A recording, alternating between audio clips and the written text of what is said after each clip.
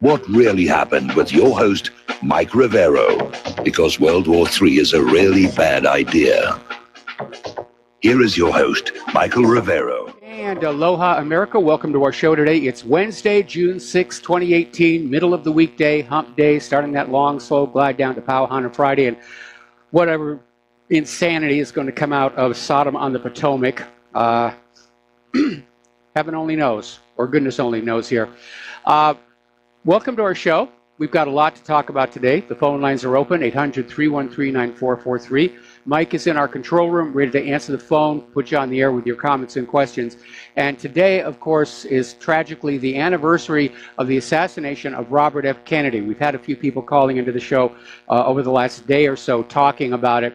And being much sadder and wiser today, Americans can look back on not just the John F. Kennedy assassination, but the Robert Kennedy assassination, and realize it was a conspiracy with a convenient patsy, Lee Harvey Oswald or Sirhan, but the Kennedys were a threat to the existing power structure, pretty much apparently the way that Donald Trump is. And so most people don't buy the official story any longer. And there was an interesting little article. This actually came out, I am not kidding you, in the Washington Post. And it turns out that there'd been a reporter in the Ambassador Hotel who'd been recording Kennedy during his victory speech in the California primary. Then this reporter followed Kennedy into the pantry but forgot to turn off his little tape recorder and didn't realize what was on it until something like 30 years later. And when he discovered what he had, he turned the tape over to audio engineer Philip Van Praag, who, using modern technology to clean it up, Van Praag counted 13 gunshots recorded on the tape. And said there may have even been more than that, but he wasn't sure. They were drowned out by screams. But at least 13. Why is this significant? Because the gun Sirhan had, 22 caliber, was an Ivor Johnson Cadet revolver, only held 8 shots. Now, as a side note, and I did footnote this on whatreallyhappened.com, back when I was just starting out in Hollywood, I had a lawyer. Everybody did. And my lawyer's receptionist was married to a Los Angeles police officer who was in the pantry in the immediate aftermath of the assassination, and according to her, he counted way more than just 8 bullet holes. And don't forget, there's that situation where Kennedy actually was shot in the back of the head, and Sirhan was in front of him, never got closer than 10 feet away. Now, there's another story, we've talked about it before, and it tells you just the lengths that people will go to keep these things quiet. And it has to do with a young man named Jamie Scott Enyart, who was, at the time, back in 1968, a student photographer, and he'd been allowed to basically follow the entourage around and take pictures. And he was taking pictures at the exact moment the assassination took place. And they were immediately confiscated by the Los Angeles Police Department as evidence. Okay, so far so good. Then, once the case was officially over, Sirhan did it, the case is closed, Jamie Enyart went to recover his negatives, knowing they would be worth a lot of money. And the LAPD claimed they'd lost them. So Enyart sued for the estimated worth of those negatives, and won the case. And then all of a sudden they got a phone call. Oh, don't worry about it. We found your negatives. They were up in Sacramento. We're sending them to Los Angeles by courier. So this courier flies down to Los Angeles International Airport, gets a rental car, supposed to drive on over to Enyart and hand the negatives over to him, but discovers he's got a flat tire. He pulls into a gas station to get the tire repaired, goes to the bathroom, leaving the car wide open and the photo negatives sitting on the seat of the car. So you can imagine, ooh, surprise, surprise. They were taken by the time he came back. And the police said, well, burglaries happen. We're sorry about this. And yeah, the courier was supposed to keep them with him, but, these things happen. And that was basically the end of the story. Now, one of the things I have at my website is a recording it's an excerpt of the lie detector test given to a witness named Sandy Serrano, who claimed she saw the woman in the polka dot dress escorting Sirhan into the pantry, and then afterwards running from the scene shouting, "We shot him." Now, the officer administering the lie detector, LAPD Detective Hank Hernandez, was rumored to have intelligence connections. And basically, instead of just getting Sandy Serrano's story, he spent almost an hour trying to get Sandy to alter her story and say, no, she never saw the woman in the polka dot dress. And Serrano sued for her harsh treatment, and as a part of the lawsuit was able to obtain a copy of the audio tape. So, yeah, with the hindsight of, with the wisdom of hindsight, yeah, it was another assassination, another cover-up. I think what was going on was that once John F. Kennedy was dead, Robert F. Kennedy knew that he was not going to keep the Attorney General job for all that long. So he decided he was just going to wait and bide his time. He was trying to gather evidence. He went over to the National Archives and tried to recover John F. Kennedy's brain, which had been preserved in formalin. That was missing.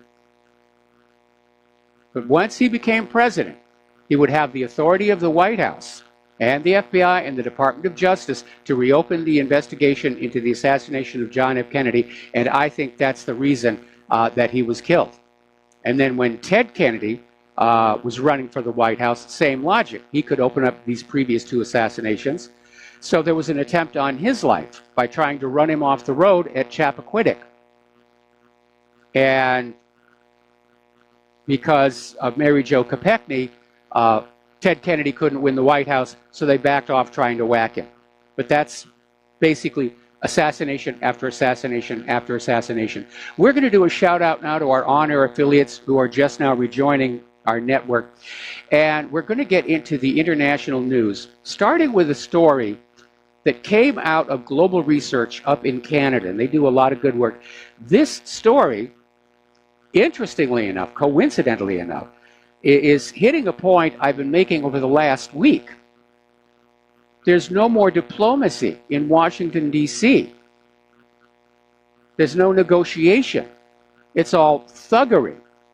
And this article goes on and says that, yeah, the U.S. throws its weight around. There's no bargaining. Apparently, back during George W. Bush's term in office, the Deputy Secretary of State, Richard Armitage, told Pakistan, do as you're told or you'll be bombed into the Stone Age. We have this from the president of Pakistan himself, who did what he was told to do. Now, in the case of Russia during the Putin era, this level of threat is excessive for the very simple reason that Russia can bomb us back. So the threat now is do as you're told to do or we will impose sanctions. But I think those may backflash as well because Washington is isolating itself from the rest of the world, politically and economically. This stuff is backfiring. All right, getting on over to Syria. Troops are pulling out of Manbij. The YPG forces are withdrawing. And units of the Syrian Army's 11th Armored Division are being deployed into the northern part of the Syrian-Lebanese border, where they will replace the Hezbollah fighters. This will shut Israel up about coming into Syria, because Israel's been justifying their attacks on Syria by saying there are Iranian troops on the ground, which turned out not to be true, and there's Hezbollah is pouring into Syria from Lebanon, which also is a little bit less than true. But Putin and Assad have basically said the Iranians are, first of all, they're only advisors. There are no Iranian troops. Now they're replacing the Hezbollah forces with regular Syrian army. Israel has no more reason to be bombing and attacking Syria. They'll probably do it anyway, but they don't have a legitimate reason. Meanwhile, the United States government is debating whether to expand their military presence in Yemen. Apparently, the Wall Street Journal has reported the Trump administration is considering a request by the United Arab Emirates for direct U.S. support as a coalition of Sunni majority nations prepares to seize the country's biggest port at Hodeidah. Now remember, only yesterday the United Nations came on out and said they're considering taking direct control of the port, which would take it off the battlefield. It would no longer be a legal, legitimate target of the ongoing war, and the United Nations would keep it open for everybody to use, easing the humanitarian crisis. So it looks like there's a bit of a race going on to militarily seize Hodeidah before the United Nations can formally take it over. Now, Netanyahu is on a charm offensive, if you can call it that. He's making the rounds in Europe, trying to convince the European nations to pull out of the Iran deal. Because Netanyahu wants his war, and all of these European nations insisting they're going to stay in the Iran deal is just getting in his way. So he's up there talking with Theresa May, and he was actually out there trying to convince her that Tehran is already in the process of building a nuclear weapon. And Theresa May wasn't buying it. She's already said, no, Britain will not ditch the nuclear deal. So Netanyahu is still out there trying to get some traction with this one. Okay.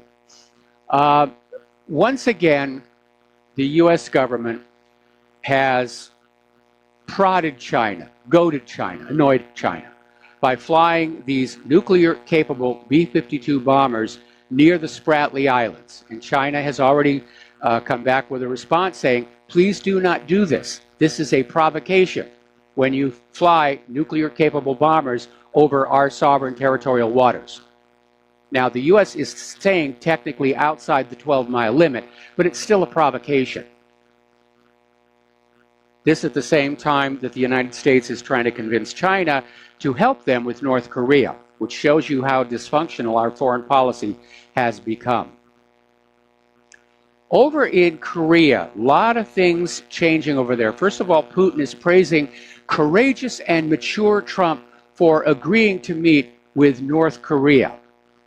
And Putin and Trump are also planning their own summit shortly thereafter.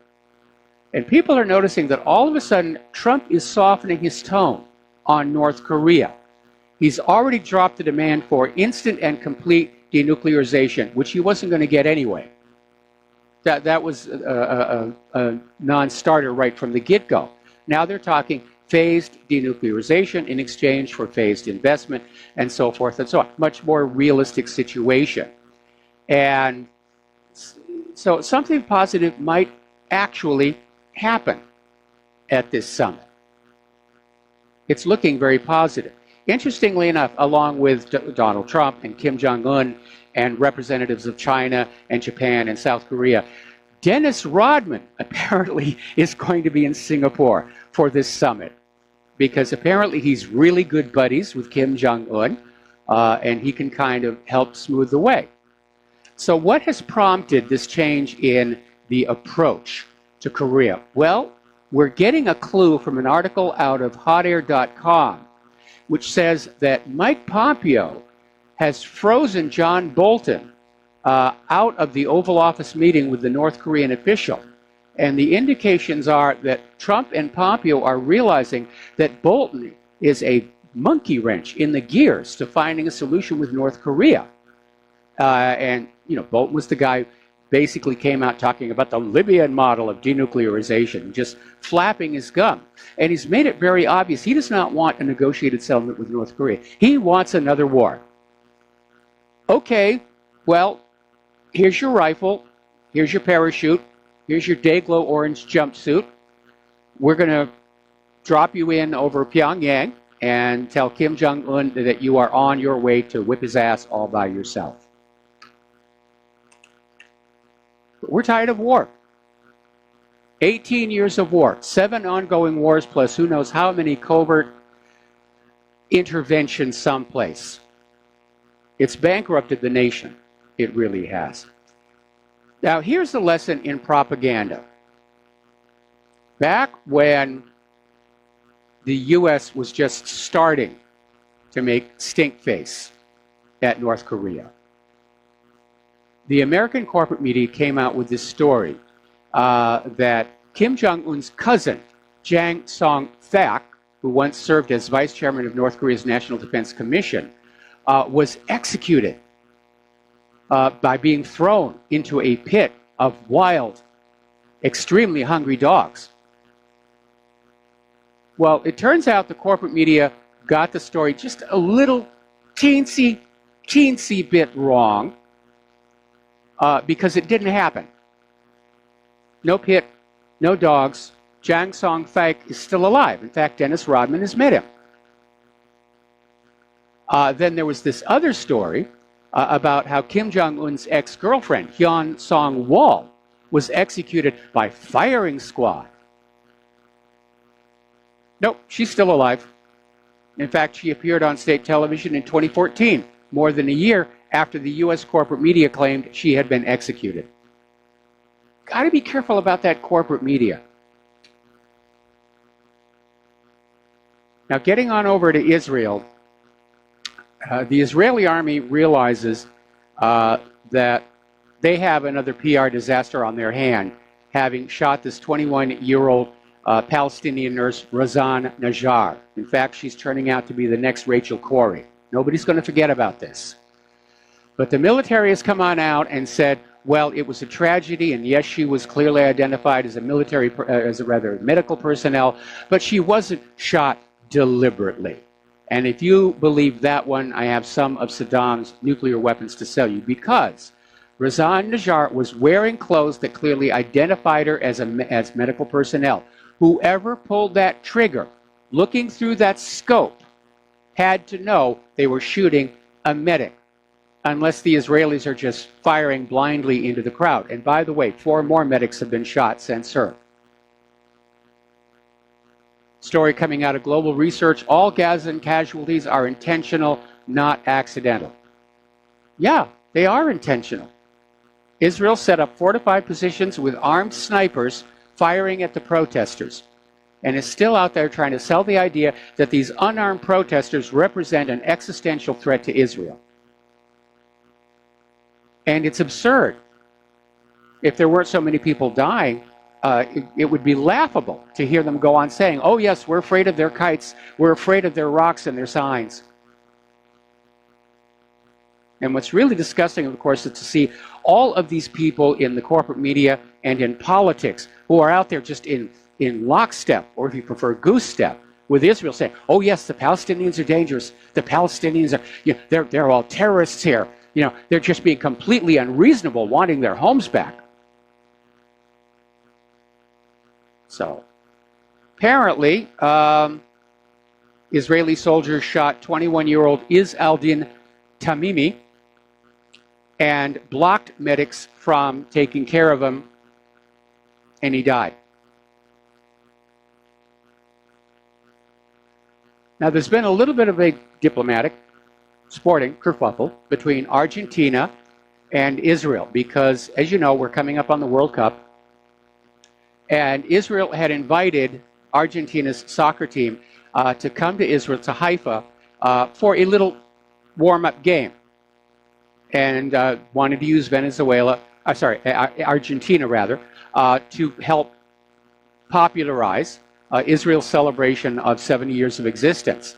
But then they ran into a little bit of trouble because at the last second, Israel demanded Argentina play the game in Jerusalem in order to, again, reinforce the idea that Jerusalem is now the capital of Israel. And the Argentine team balked. They didn't want to spend the extra money. They'd already made all the plans to be in Haifa.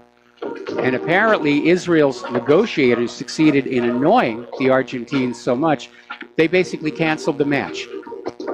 They're going back home. The Palestinians are celebrating. We're going to take a break for commercials, and we will be right back. And aloha, America. Welcome back to our show. And we're now getting a second source on that story about John Bolton. This is coming from CNN, basically saying he is now sidelined by President Trump and Secretary of State Mike Pompeo because he's perceived as deliberately trying to derail the possibility of any negotiations with North Korea.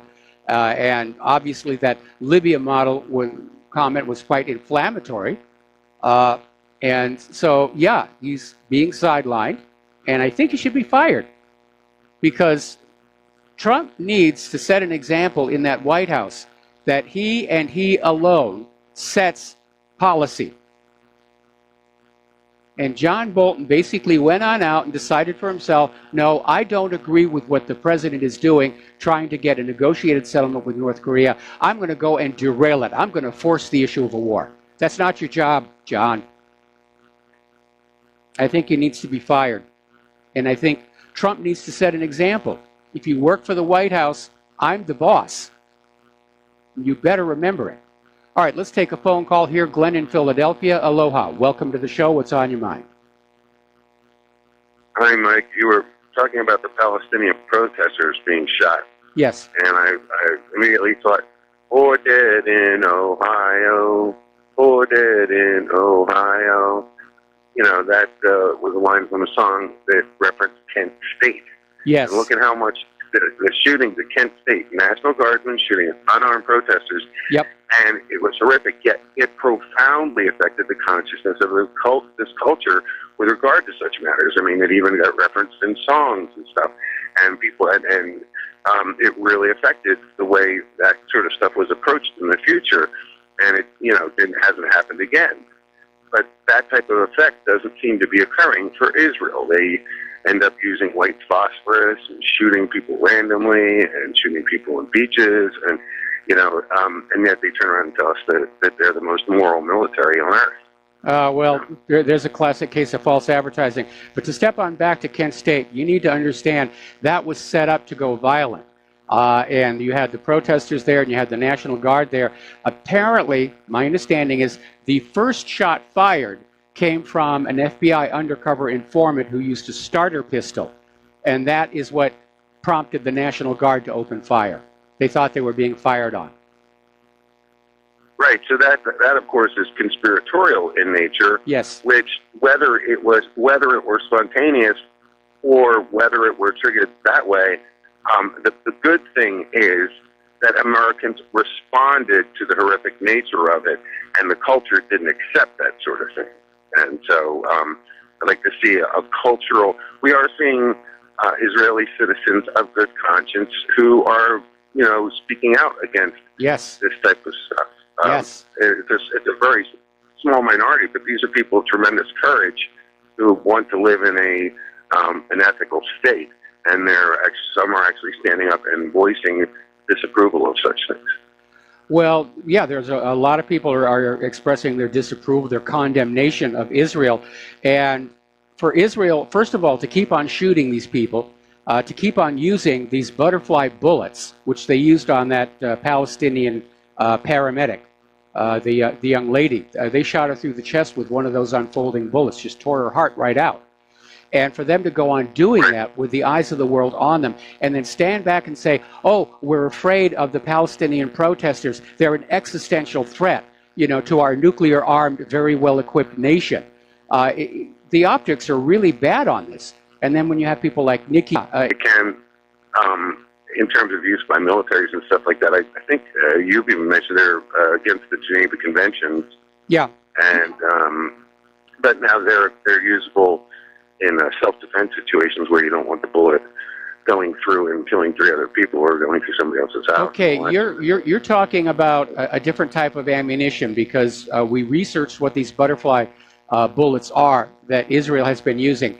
They're basically, it's a single round, and it unfolds on impact and spreads out like an expanding round, and it's designed for maximum expansion. Frangible.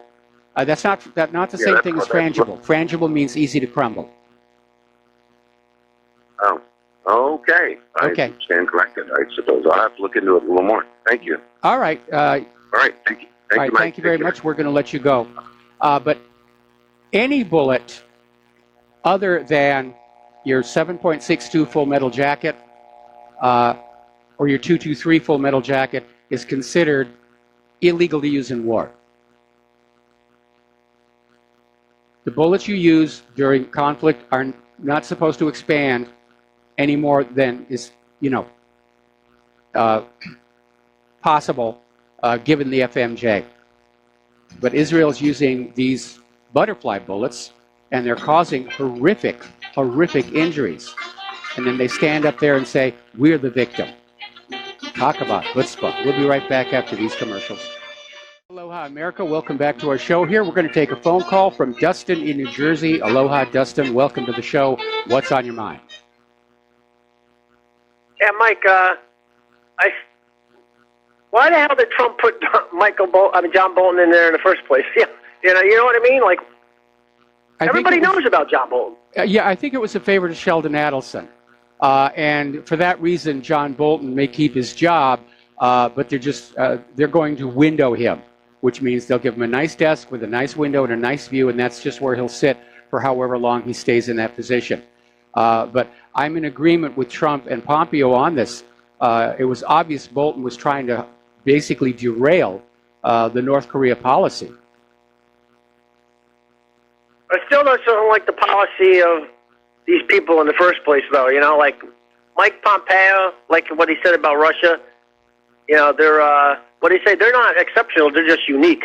We're exceptional. Stuff like that. Still, well, I mean, it's like you think you're better than somebody else, and they're not better than nobody. Nobody's better than anybody else. Maybe they're better in like sports or, working the casinos or on Wall Street. Well, but I mean, we're going to find that out at the World Cup, I think. Here, no, right now the United States very clearly is an empire in decline, and the only way that we're still number one in the world is how many nuclear warheads we have. And every time this discussion comes up about which nation is great, which nation is not great, I go back to that wonderful HBO miniseries, The Newsroom. And I'm sorry the story cycle ended. I would have loved for them to bring that back. And on the premiere episode, there's this character, Will McAvoy, who's a news anchor. And he's at a college, and they're talking. Just students are asking him questions. Somebody asked the question, what makes the United States the greatest nation on earth? And all the other people on the stage say, well, it's freedom, and we've got this, and we've got that. And Will McAvoy says, no, we're not the greatest nation on earth. And then he goes down all these little appalling statistics about how, life in the United States isn't all that great. I mean, China has a greater life expectancy now than the United States. And they go on down with math literacy and the rest of it. And he ends up by saying, the U.S. leads the world in only three ways. Military spending, which we already knew, per number of people incarcerated per capita, and the number of people who believe angels are real. And that was it. And it was the best speech and the most honest moment on television. And I know it's still out there on YouTube, but that's exactly right. And every government likes to try and convince their population they're the greatest nation on earth. And there certainly was a time when the United States was a lot greater. When we could put men on the moon, when we invented amazing things. Those days are gone. And our infrastructure is crumbling. Our economy is hanging by a thread. And we have this government that seems to think the only way out of the pickle is to declare war on the rest of the planet. What about humility, though? Mike, I look at us as being the bully on the playground, and sure, we can beat up everybody individually, but what happens when all those people line up together? They'll kick the crap out of us, right? Yep. You're in agreement. And by the way, we, the American people, for the most part, are not the bullies. It is our so-called leaders. It's the John Boltons who got to where they are by being bullies and thumping their chest and saying, do what we tell you to do or we'll bomb you into the Stone Age. And that's a lousy way to run a planet. What can I tell you? John Bolton's going to wind up eating his mustache because that's all he's going to have to eat in that bunker for after 5 years is up. Yeah, I imagine so. But again, I think Sheldon Adelson wanted John Bolton in there because John Bolton will support the agenda for a war on Iran. But Bolton got his mouth going a little too soon on North Korea. And so, again, CNN is now confirming he's being sidelined. Because of Sheldon Adelson, Bolton may keep his job at the White House, but he's definitely not being involved in some of these policy areas. And then that's why I wanted to continue just with India. Basically, they're saying U.S. mind your own business. Yes. You know, India and Russia go back a long time, Mike. I mean, like, you're talking about, you know, Soviet Union days, right? So, I mean, you got a long history with them, you know. So, you know, and they did a lot of projects together. So they're not going to, you know, Mike, you see what's going on. Like, it's just the world's moving away. It's so obvious now. Oh, yeah. Oh, yeah. The U.S. is pivoting away from the United States, or rather the world is pivoting away from the United States economically. These sanctions and tariffs are backfiring, and we're actually seeing a political shift as well, as these countries in Europe are literally saying, we can't resist U.S. pressure on us unless we get help from Russia. So it's another pivot. And then one last point. Putin in Austria, you know, is it keep my enemy and my enemy is my friend? Because, you know, I wouldn't trust those people as far as I can fling them, Mike. Like, even when Putin's over, you know, like, you know, they'll stab him in the back when it comes down to it, you know. So, I mean, it's nice he was over there and stuff, but I don't trust those people. You know, they stab you once in the back, they'll stab you again and again and again, you know. Yep. I mean, that's all I got to say, Mike. Have a good show. All right, thanks an awful lot, Dustin. We're going to switch over to Mark in North Carolina. Aloha, Mark. Welcome to the show. What's on your mind? Hey, how you doing, Mike? Doing okay. Okay, yeah. Mike, I just want to ask you, so they finally, you know, when it comes to John Bolton, again, that really threw me off the train, Trump train, completely, especially with this bombing of Syria. And to say that, you know, why he would put a guy like that in tells me that man is either too dumb or to be president, or he's lying all along, because both, you know, it's like you bring a you make a rattlesnake a pet, bring it into the house, okay? A rattle, sooner or later, it's going to bite you. Because that's what it says, you know. It's not a smart, it's a reptile. It's probably not very intelligent compared to a mammal. Yep. And it has certain, it reacts on instincts, and an instinct is, if you get in its way or something like that, or feel threatened, it's going to bite. And it's got a poisonous bite, of course. Yes. Well, the same thing with a guy like Bolton. I mean, this guy's, you know, it's not that this guy was stored away somewhere and never heard from him. He was constantly on. And you know who one of the chief proponents put Bolton in there? It was Breitbart. The Breitbart people, you know, Breitbart News. Yeah, Netanyahu was pushing for him to be given a position at the White House. So, yeah, Trump basically was paying off a bunch of favors by putting Bolton in there, and they may keep him in there symbolically, but reading between the lines on this CNN article, it does look like Bolton is definitely going to be sidelined, and he should be, because... I didn't hear anything about that. I had to hear it, though. Yeah. I didn't hear anything about that. I wanted to ask you about it. They actually, he actually put Bolton down then, huh? Well, yeah, basically Pompeo refused to let Bolton into that Oval Office meeting with that North Korean official. Bolton was trying to crash the party. They wouldn't let him get in there. I can imagine what a fist fight that might have been. And now, again, CNN is saying that basically Bolton is sidelined, at least as far as North Korea is concerned, after that Libyan model comment, which was obviously designed to inflame the situation and try and derail the talks. Well, Bolton, I was listening actually to Breitbart yesterday driving home. You know, I got it, you know, XM.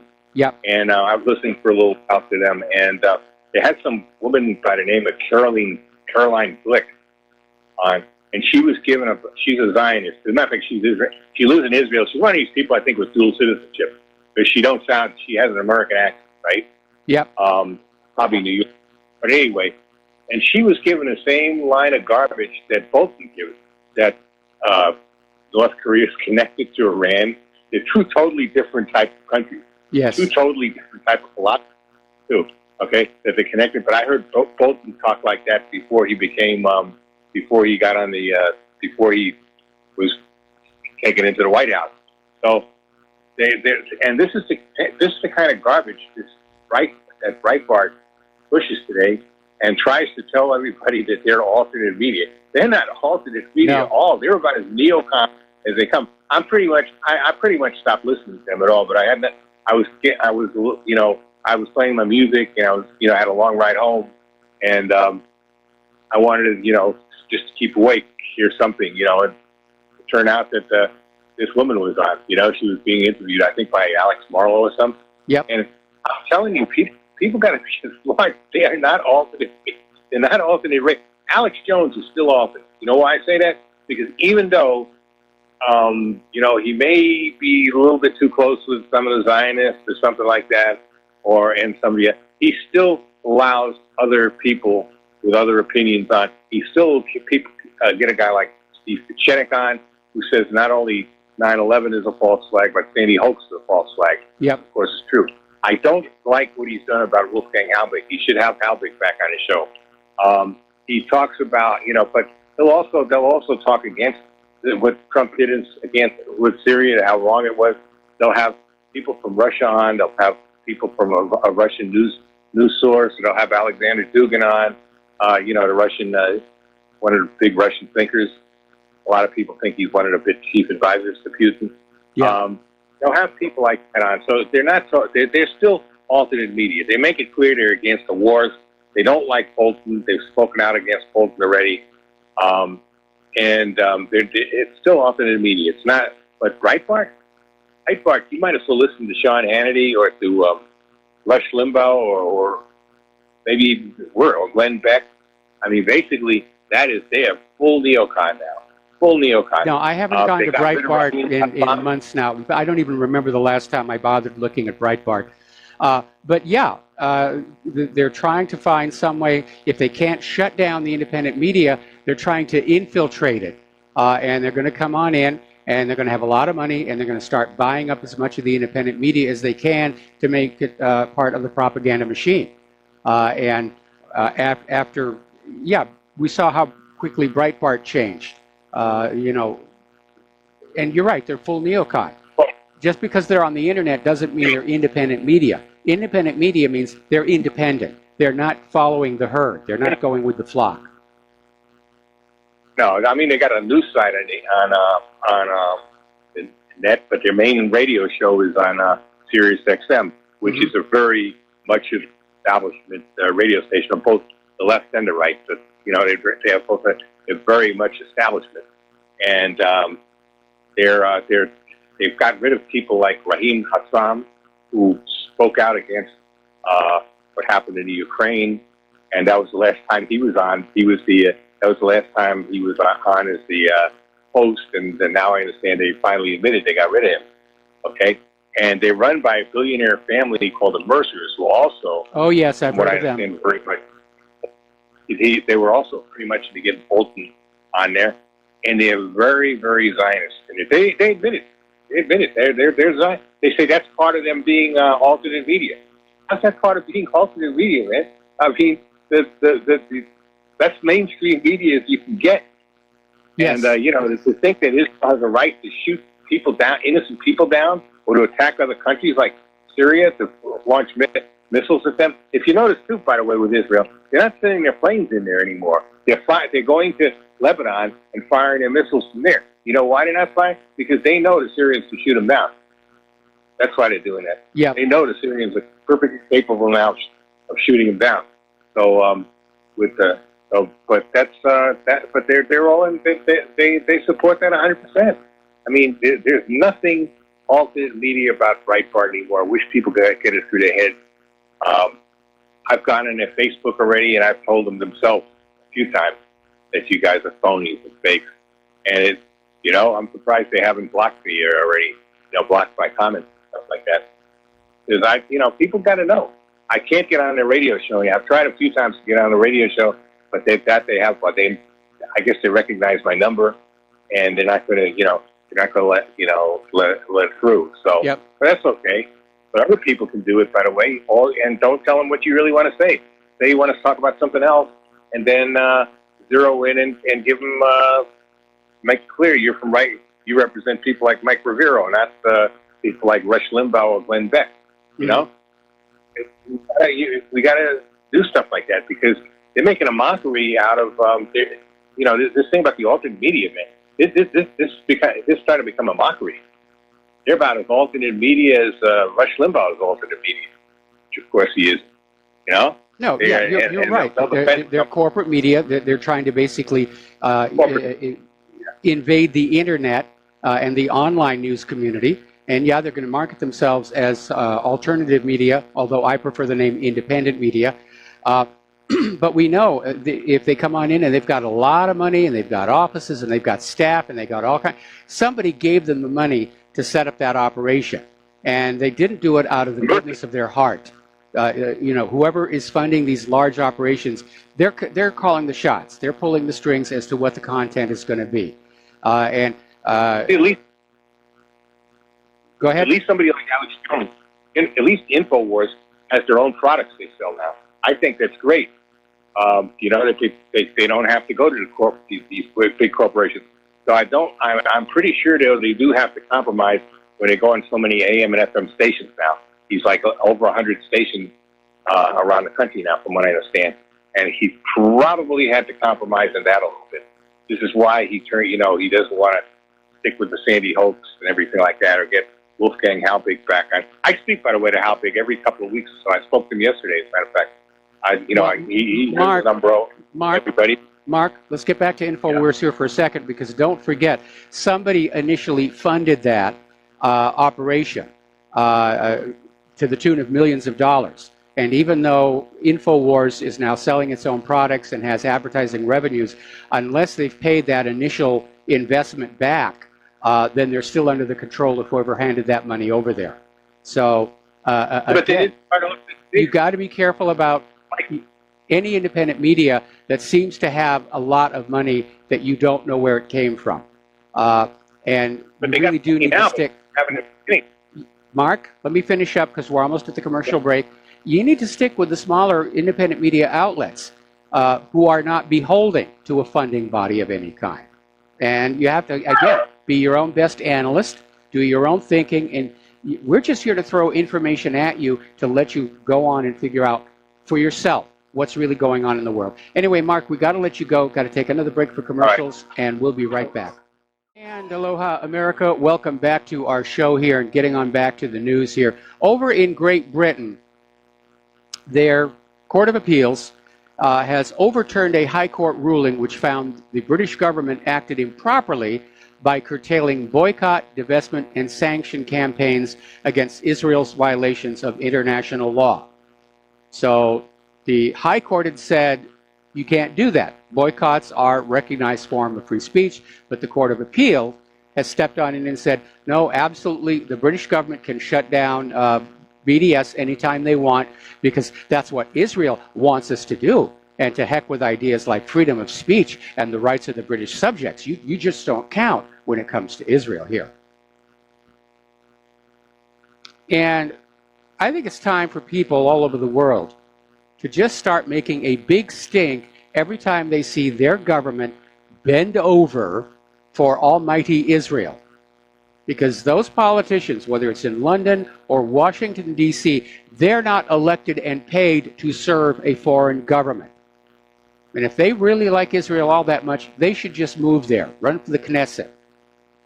But if they're going to be working in London or Washington, D.C., they serve the British and the American people. No government can serve two masters. And the government that serves Israel cannot, does not, will not serve the American people. Again, the optics look really, really bad on all of this. Now, the ACLU has come out with a warning about this new campaign to silence criticism of Israel, and they sent a letter to Congress opposing this new bill, saying it is overly broad and part of a disturbing surge of government-led attempts to suppress the speech of people on only one side of the Israel-Palestine debate. And that's absolutely true. Nobody's talking about silencing Israel's propaganda.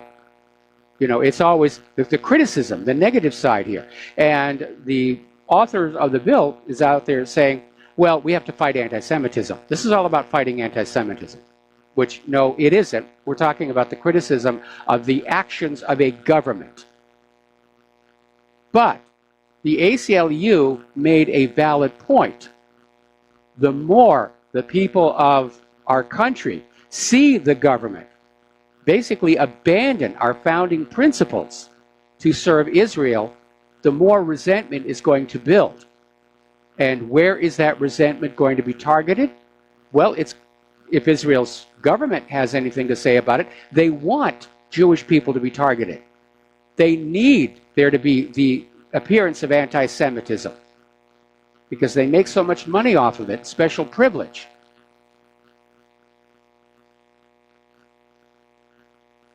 So, and once again, we're not talking about hatred of somebody's ethnicity or religion or they dress funny or anything like that. We're talking about behavior.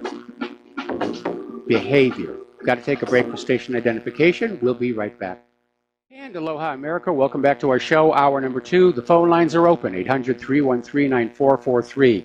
Now, as you know, there is a freedom flotilla that is sailing from Sweden to Palestine, trying to break the 11-year blockade by Israel on Gaza. And one of the boats, named Freedom, arrived at the British port of Brighton yesterday. It was welcomed by all kinds of activists who were blowing horns. The ship is basically going to be anchored at Shoreham, a harbor in Shoreham, where it will sit there for the next 3 days. Now, what they've got is there's a number of these ships in the flotilla. They're all visiting different ports across Europe, and they're going to try and time their arrival at Gaza, more or less together, synchronization. Now, I have a word of advice for anybody who's on these flotilla. Post guards, because these boats have in the past years been sabotaged. Prop shafts cut, holes drilled in the bottom, all kinds of stuff like that. So you got to be very, very, very, very careful. Now, here's a story. This is going on back to those accidents where U.S. Navy warships collided with commercial shipping. The USS Fitzgerald and the USS John S. McCain. And 17 people died in these collisions. And remember at the time, there was this online propaganda campaign, those commercial ships attacked our U.S. warships. Our U.S. warships are the best in the world. That was a deliberate attack. And of course, it was a line of BS, and eventually the commanding, or at least the supervising officers on both of these ships were relieved of duty. Well, the Navy decided they were actually going to go back and see how skilled these new officers are at handling a ship. And they tracked 164 surface warfare officers. And basically, out of that 164, just 27 officers seemed to know what they were doing in the eyes of the Surface Warfare Officer School, which conducted the assessment. The other 83.5% of officers had performance shortfalls in dealing with close approach and simulated collisions. Now, they're claiming the officers had a firm grasp of the international rules of the road for navigating ships at sea, but struggled to apply them practically while standing watches. Well, that's a bit of a letdown. But it's a confirmation of what seemed to be the case at the time. These new officers are not being fully and properly trained to handle these ships. All right, so let's turn to the domestic politics here.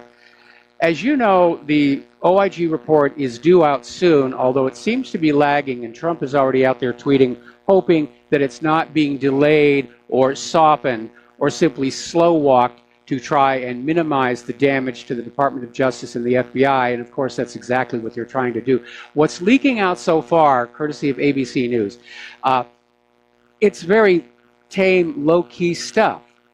They're saying that James Comey defied authority and was insubordinate. That's it? that's all you found in his handling of the Hillary Clinton email server investigation? Now, apparently, Inspector General Michael Horowitz also rebuked former Attorney General Loretta Lynch for her handling of the federal investigation into Hillary Clinton's personal email server. But if that's all they're talking about, defied authority, was insubordinate, he's already been fired. What are they going to do, hire him back and then fire him again for being insubordinate? But it does justify Trump's firing of him. And anybody who's thinking of impeaching Donald Trump for obstruction of justice over his firing of James Comey, now you have the OIG report. Comey was being insubordinate. Trump had every right to fire him. Now, the interesting development, as you know, we're coming up on the hearings about this OIG report, and former FBI Deputy Director Andrew McCabe is set to appear before the Senate Judiciary Committee soon, but apparently he is seeking an immunity deal. And basically, under the immunity deal, no testimony or other information provided by McCabe could be used against him in a criminal case. This is coming from his lawyer. So there's going to be something interesting there. If there's an immunity deal, McCabe is going to talk, unless he winds up in Fort Marcy Park. Apparently, this is the week for Let's Make a Deal. The Democratic Party IT aide Imran Awan and his wife Hina Alvi have struck a deal with prosecutors for a plea bargain to not go to trial, to not risk having certain things come out in open court that should remain hidden. And their hearing for the plea deal is set for July 3rd. We're going to do a shout out now to our on-air affiliates who are just now rejoining our network. Now, Mueller apparently is considering charging Papadopoulos as an unregistered agent of Israel. And apparently, this Italian attorney who married Papadopoulos 3 months ago claimed that Mueller had evidence her husband had worked on behalf of Israel without registering as a foreign agent during his time as an energy consultant and prior to joining the Trump campaign. So once again, Mueller is out there thrashing around, trying to find anything that looks bad, even though it is irrelevant to Trump's campaign and his original mission statement, which was supposed to be the Trump-Russia collusion. And by the way, the Department of Justice apparently has just informed Judicial Watch that they are going to get an unredacted copy of Rosenstein's scope document, the one that everybody claims allowed Mueller to just go on a fishing expedition everywhere. Meanwhile, Mueller is looking at this company called Wikistrat, and Wikistrat bills itself as a crowdsourced geopolitical analysis firm based in Washington, D.C. But interviews with current and former employees and documents tell a different story. The vast majority of Wikistrat's clients are foreign governments, that Wikistrat is, for all intents and purposes, an Israeli firm, and that the company's work was not just limited to analysis, but also intelligence collection. It's a spy front. Now, as you know, one of the stories that's come on out ever since the Stephen Halpert revelation is that Obama's intelligence agencies were trying to set people up to fabricate the Trump-Russia collusion story, to try and get them into compromising collisions, or compromising meetings, rather, that could be used to say, oh, see, that was definitely collusion. That was definitely going to be collusion. And it turns out there were no less than 8 of these attempts made. There was the one where Stephen Halper tried to entrap Michael Caputo, the Trump Tower meeting, Mike Flynn and the Logan Act, Andrew McCabe tried to set up Reince Priebus, and on and on and on. Very, very dirty politics. This is a huge scandal. We're way beyond Watergate at this point. Now, demoted FBI agent Peter Strzok had a much larger role in the Clinton and Russia probes than previously known. Now, as you know, Peter Strzok was on Robert Mueller's team up until last year when some text messages came on out. First of all, revealing he was having an amorous affair with Lisa Page. And more than that, both of them were just very obviously biased against Donald Trump. They were not being professional at all. But apparently, a lawmaker familiar with the situation in an interview on Fox News said they had a larger role. Peter Strzok was doing a lot more inside this investigation, trying to gin up this Trump-Russia collusion. And they failed miserably. They absolutely failed. So let's talk about Valerie Jarrett. And a lot of people are saying, oh, poor Valerie, because of what Roseanne Barr said. And yeah, Roseanne Barr went way over the top. But it should not distract us from the fact that Valerie Jarrett still has to explain why she helped cover up and enable the biggest charity fraud ever, the Clinton Foundation. And the process begins with asking, why did Jarrett and Obama push former Secretary of State Hillary Clinton for the 2016 Democratic presidential nomination? Because by July 10th, 2015, Hillary Clinton would have been an unelectable candidate had the full truth been known. And the full truth was known out here on the independent media, and I think that's a big reason why Trump is now sitting in that Oval Office.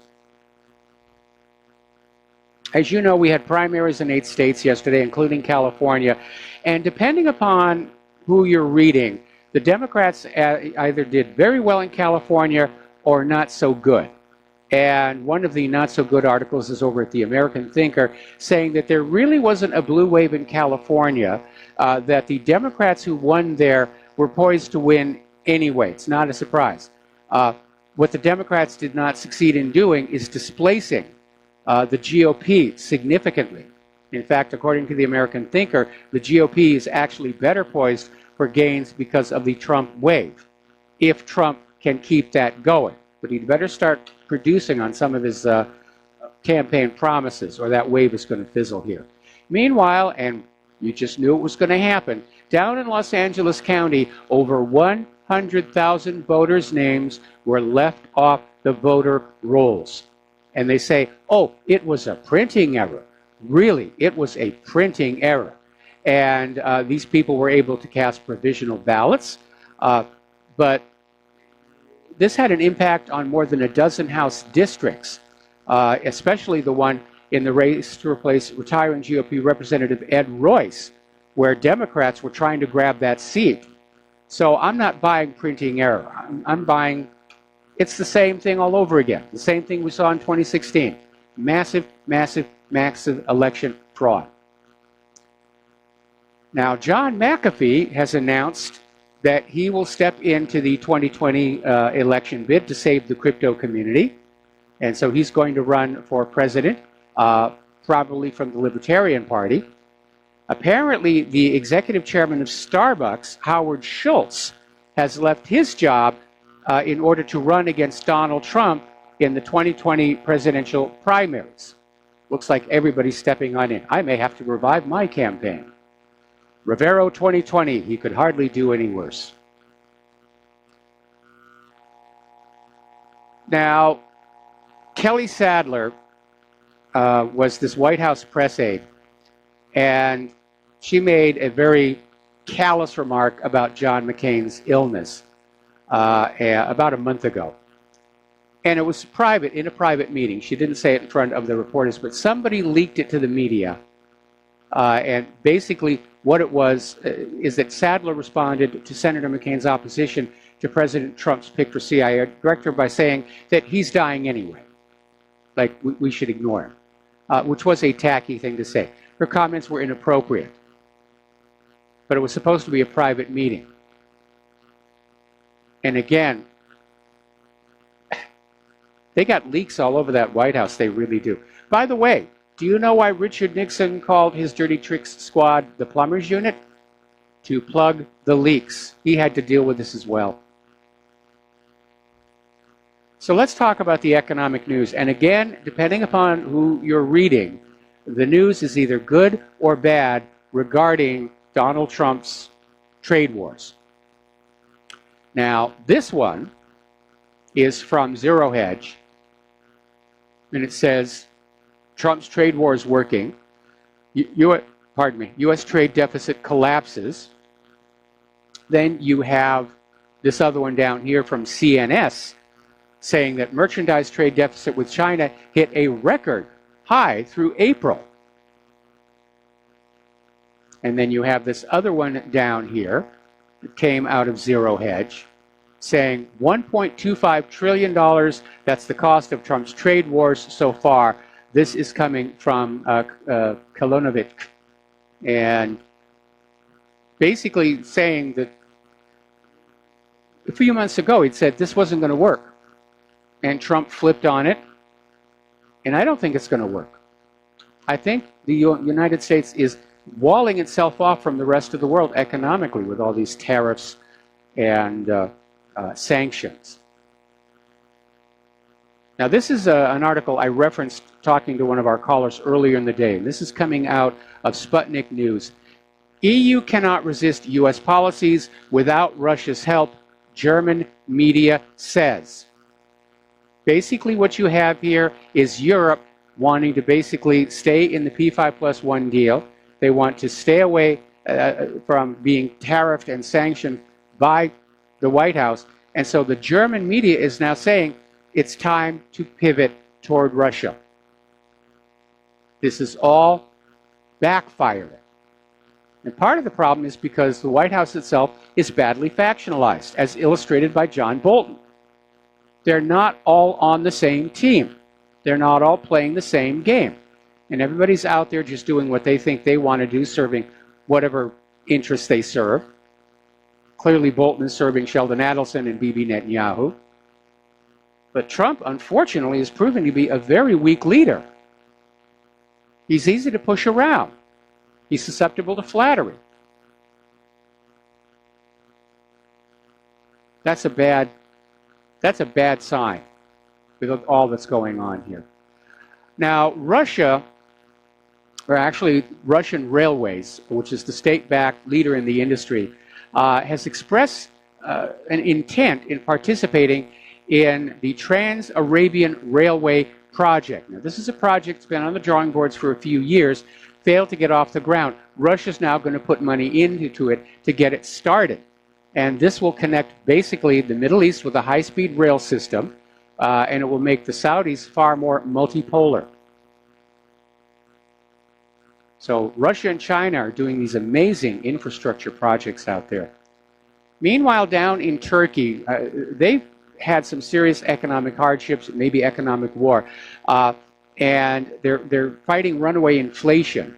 But they're trying to stabilize their currency and economy by using gold bullion. They're going back to a gold standard because that's going to stabilize the currency. And Turkey has roughly 311 tons at the Bank of England, or at least that's what the Bank of England is saying. We know there's been an issue with gold stored at these vaults not actually being there. Here's another article from Sputnik News, and this one illustrates why I've had so many concerns about cryptocurrencies. And the article is titled, Why Soros, Goldman Sachs, Wall Street Tycoons Embrace Bitcoin. And it's saying that all of these Wall Street firms are all of a sudden warming up toward Bitcoin, and they're out there promoting it, and they're saying this is great and this is wonderful.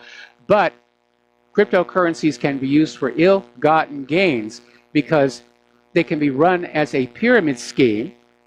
And you need to remember, George Soros is the man who broke the Bank of England. And all of a sudden, he's all hot for the cryptocurrency.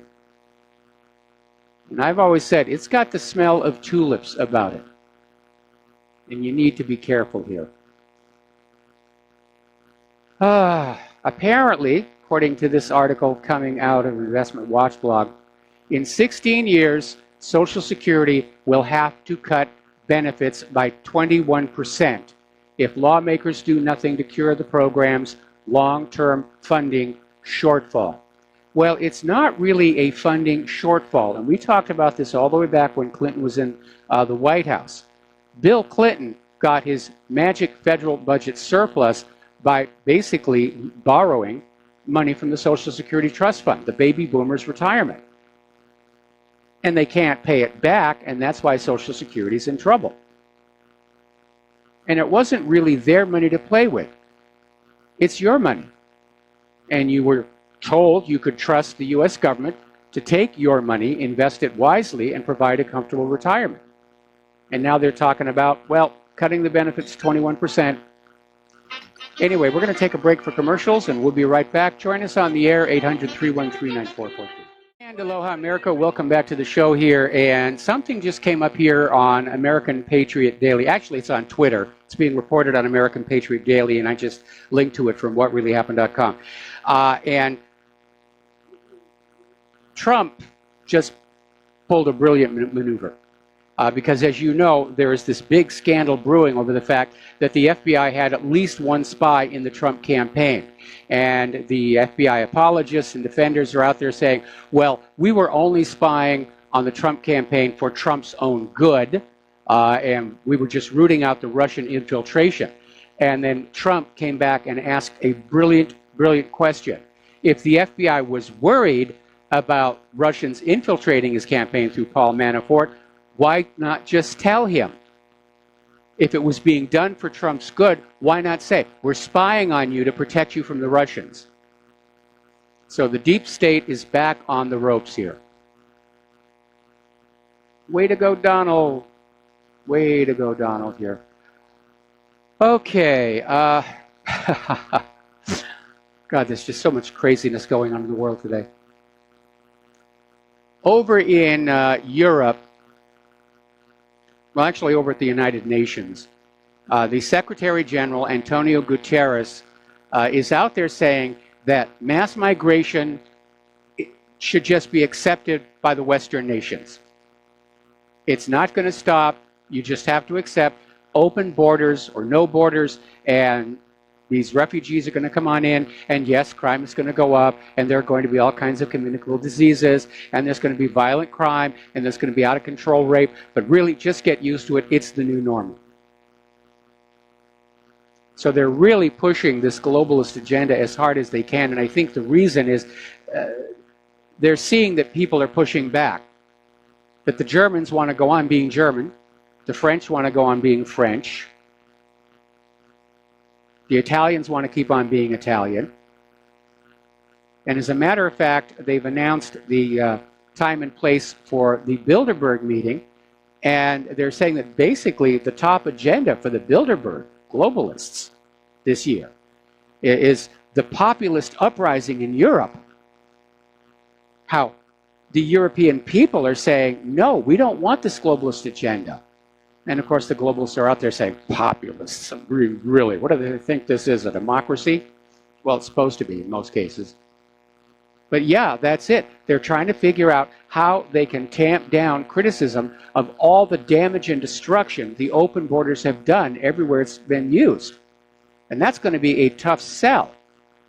Yes, the corporate media will obediently go along with saying, oh, this is all wonderful stuff.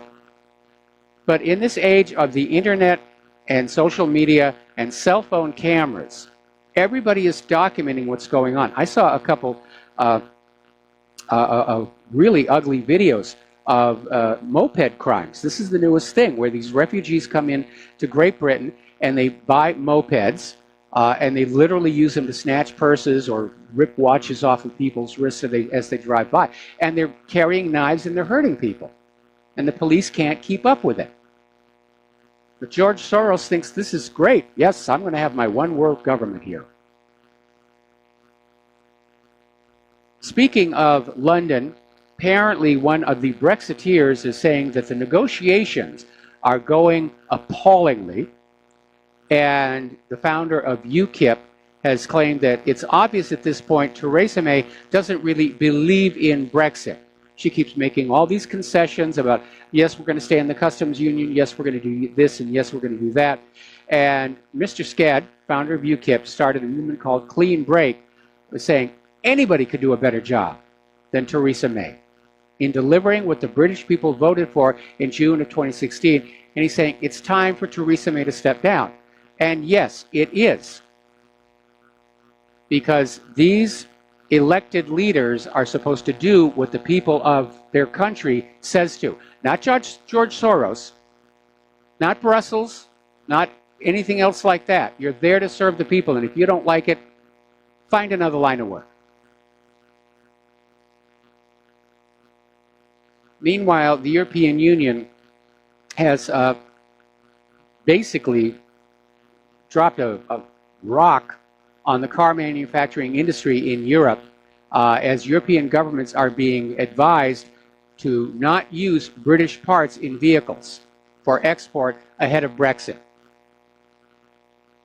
So there's going to be a tremendous slowdown in car production until a domestic parts industry can be built on up. So the Dutch government has advised all Dutch businesses that if a large part of your product consists of parts from Britain, domestic exporters may lose free trade access under the existing deals.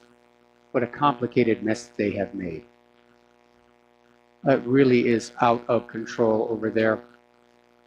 And, you know, it strikes me that they spend more work arguing about the products than actually working on the products.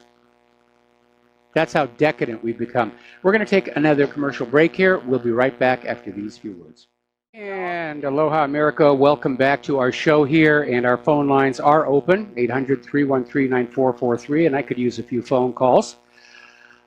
Down in Nicaragua,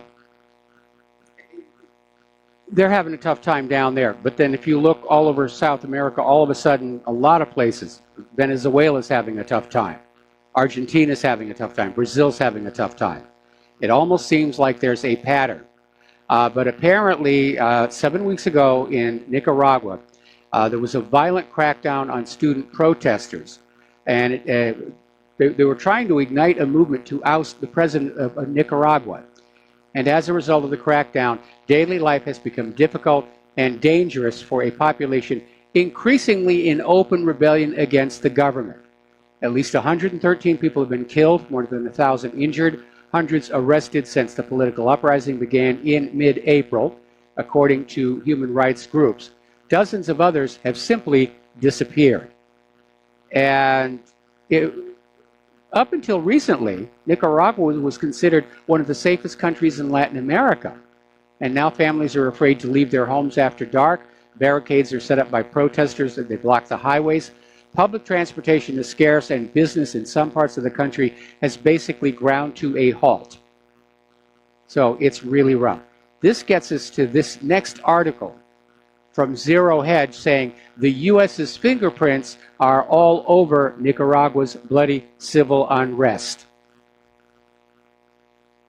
And we know that the U.S. has been playing this game repeatedly, at least as far back as the end of World War II.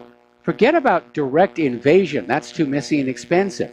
Go on in, destabilize the government, overthrow it, install a puppet regime. The U.S. has been doing it over and over and over again, more than 50 times. And they're batting about 500. But that's what they're doing. And apparently, this group that is out there trying to bring down the president calls itself the Pink Tide, which sounds alarmingly like another so-called color revolution. And apparently over in Brazil, Dilma Rousseff was removed from power in a right-wing coup, co-conspirators of which have now managed to imprison the current presidential frontrunner, Luiz Inácio Lula da Silva. So South America is in play one more time, and that's going to be a shame because it's going to mean they're going to hate us. They're going to hate the United States of America. It used to almost be a cliche that if you went south of the border, it was Yankee go home. And it didn't have anything to do with ordinary Americans who were just trying to be tourists. It had to do with the realization that the U.S. government, through covert action, through predatory banking practices, was trying to lay claim to the resources of South America. And it looks like it's happening again. We've returned to the age of colonialism. That's what's going on. the U.S. is trying to colonize the world. One after another, after another, after another. Okay, so now we're going to talk about our volcano because there have been some dramatic developments. Now, let me set the stage here. If you've been to Hawaii, to Kilauea crater, you know what I'm talking about. There's the main crater itself, which is the big one, and then down in the bottom, off toward the southeast, there is a second crater, which is the actual vent for the lava to come up. It's called Helemaumau. And apparently at some point last night, the floor of Kilauea crater has collapsed along with much of that southeast rim of the big crater. And now the conduit or the vent is blocked. Lava is still pouring out from the rift zone, but now the volcanologists are saying that they're concerned, now that this vent is plugged, that there may be a much larger, more explosive eruptive event down the road somewhere. It's going to take a while to build up that pressure, but yeah. And it's turning into a serious situation. Not as serious as Fuego, which is turning out to be their worst eruption in the last 500 years.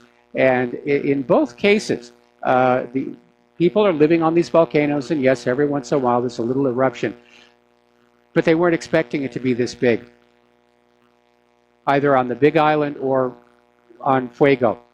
And a lot of people are being hurt. I think something like 300 people have been killed in Mount Fuego. And it is a serious situation here. So we're keeping an eye out. I've got my little seismograph set up. I actually have a quake alarm.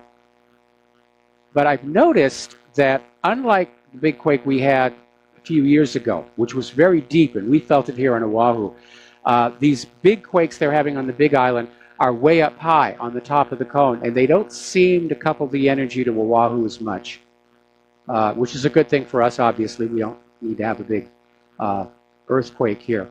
But apparently a second home of the Hawaiian Island mayor was eaten by the lava. And no signs of stopping.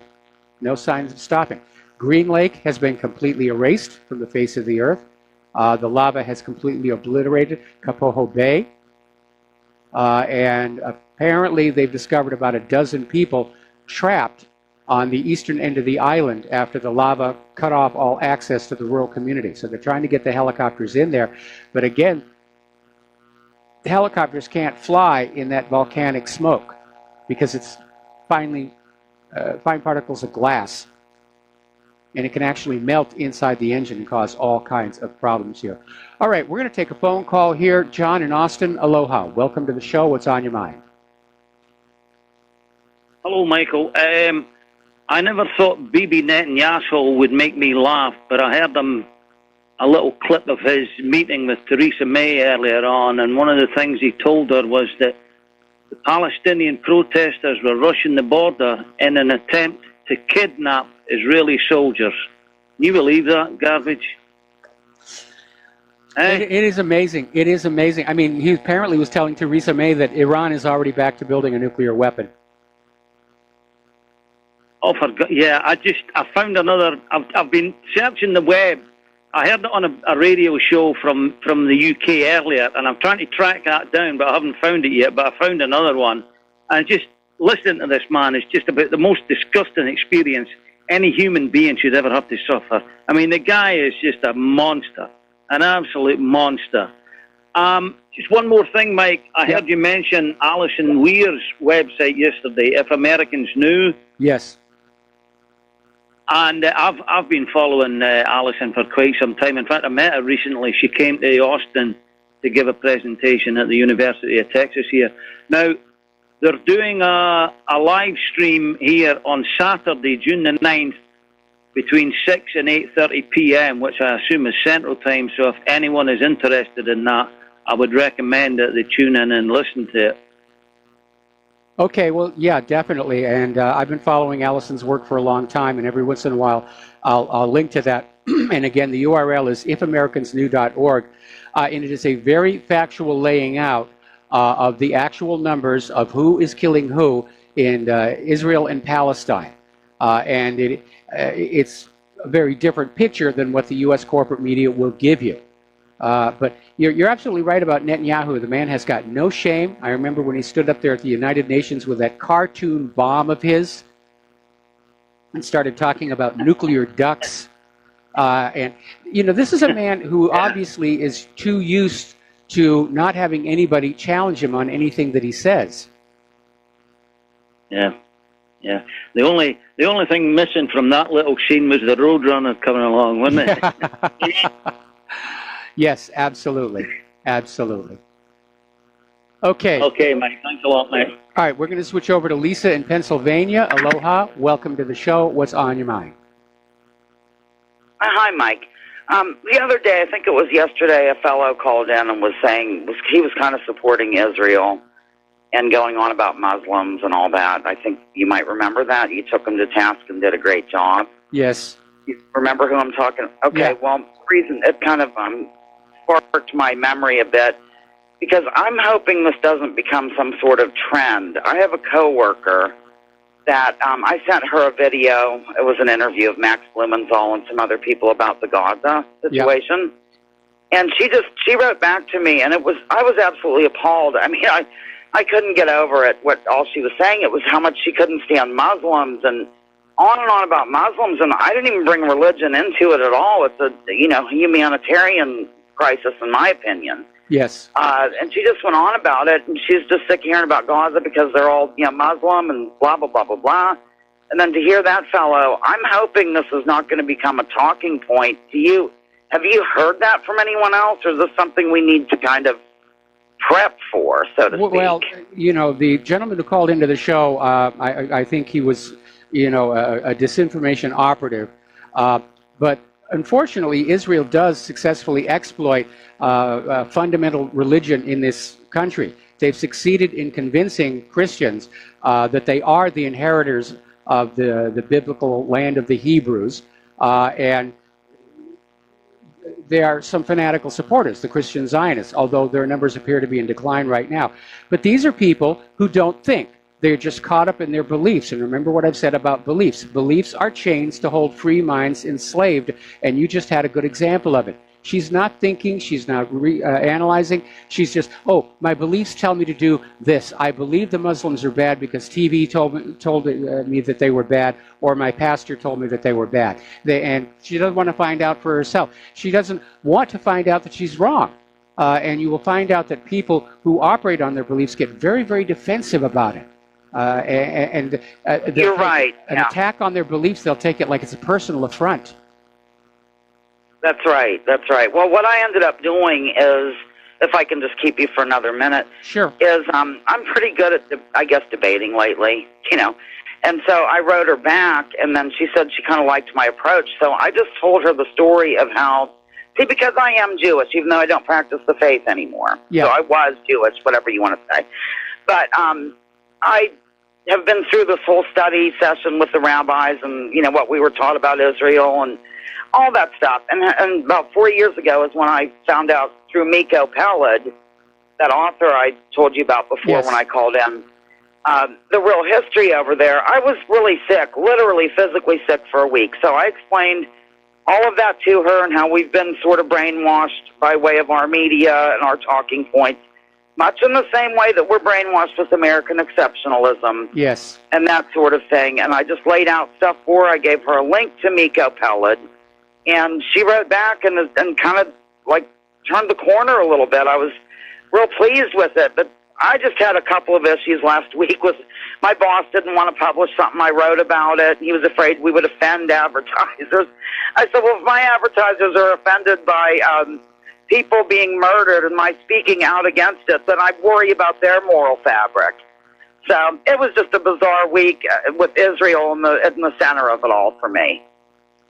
Well, I think Israel is realizing that they have really messed up big time. Of course, Israel's government never backs off. They never apologize. They never say, we were wrong or we're sorry. And so they're just trying to basically bluff their way through the Bloody Monday massacre and the shooting of that Palestinian medic. Again, Netanyahu's out there saying, oh, they're trying to rush the fence to kidnap Israeli soldiers. Iran is building a... And they just keep upping and upping the propaganda. But after a while, they're just undermining their own credibility. And people are getting turned off by it. They're sounding desperate now. I mean, I can sense it. It's just so easy to sense. I hope this outcry by the international community, which is kind of the biggest one I've noticed anyway. Yes. I hope that it does some good, because this is just sheer insanity. But thank you for taking my call. I just thought I'd get that story out. I was going to call when it happened, but I just wanted to sit on it for a little bit. Okay, well, Lisa, thank you very much for the phone call. And yes, I'm sensing desperation and panic. Israel is losing its grip.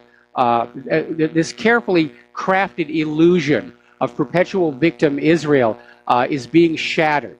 And I can understand why Israel absolutely hates the internet and the independent media, because we can't be bought. That's what really comes down to. We cannot be bought the way the corporate media can. And that's why we're a threat to them. All right, we're going to go to Carrie in Philadelphia. Aloha. Welcome to the show. What's on your mind? Hey, Mike, love your show. Second-time caller. This is very timely. Have you heard of Patrick Little? The name rings a bell, but I'm not sure. He's running for U.S. Senate, Dianne Feinstein's seat as a Republican. Oh, that's right, yes. His campaign is full-on anti-Israel. I mean, he is holding nothing back, no holds barred. The man is very courageous. He's a ex-Marine that fought in Afghanistan, and he, a one-man protest in front of AIPAC, accusing them of everything that, that they should be accused of, that nobody has the guts to their face. And the man is just, and he was leading the polls the day before yesterday, and I don't know what's happened to him. Now, he is totally, I mean, if you haven't heard of him, and I don't see him on the normal sites that you would see somebody like him, they have just totally darkened this guy. They've totally tried to make him totally invisible, and that in and of itself is very telling. Okay, well, I'm looking at the numbers right now, and the media is saying he only got 1.2% of the vote, but Little apparently says that he thinks there was widespread voter fraud, and he's going to file a lawsuit. So that's where we are on that one. Okay? Right. Now, I did hear that last night also. Yeah, if you want to, it's littlerevolution.us is his campaign site. Okay. littlerevolution.us. All right. Well, thank you for the information. And we're going to let you go because we're coming up on another commercial break here. Fox News is now reporting that the odds of Democrats seizing the House just got worse, apparently despite an exuberance of, oh, yes, we had the blue wave. Apparently, it isn't really happening. The odds are shifting back toward the Republicans. So that'll be a good thing. We're going to take another break here for commercials. Join us on the air, 800-313-9443, and we'll be right back. And aloha, America. Welcome back to our show here, coming up on the top of the hour. And story just came on in, and I really shouldn't gloat. I should strive to retain a certain degree of dignity. But apparently CNN's ratings collapse is continuing into June. Gloat, gloat, gloat, gloat, gloat, gloat. Nobody likes a liar, is what it comes on down to. Okay, now then, do you remember the Forest High School shooting? New development on that one. The shooter was actually on video, and police officers were speaking with him, and he openly admits he had been in a mental hospital and was prescribed medication, then released. It's not the guns. It's the drugs. And we are saturating our society with these psychological medications. And we know they cause problems. And not just for Roseanne Barr. But we have to wonder if some of the bizarre thinking that we are seeing coming out of corporate media and our government and our corporate leadership is because we've drugged our entire society to the edge of a psychotic break. Somebody's got to look at this. We're frying our brains chemically for the sake of a fast buck.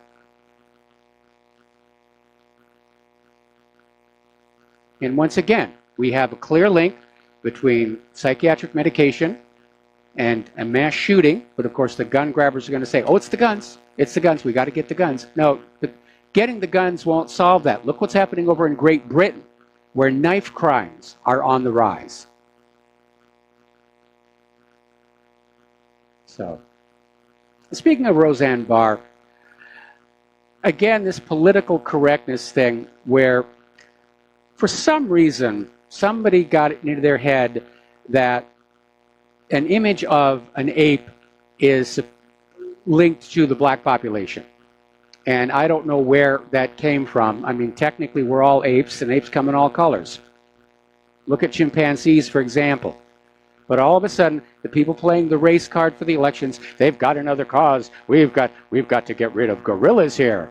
And apparently, over in Texas, social justice lunatics literally forced the removal of a gorilla statue from a Texas public park because the statue was deemed racially insensitive. I'm sorry, gorilla is not a race. And they said it was a metaphor for the institution of slavery. And the local population just started laughing at the city officials until finally the officials put the statue back, but they painted it gray so it would no longer be black. What a nation of whining crybabies we have turned into under the liberals.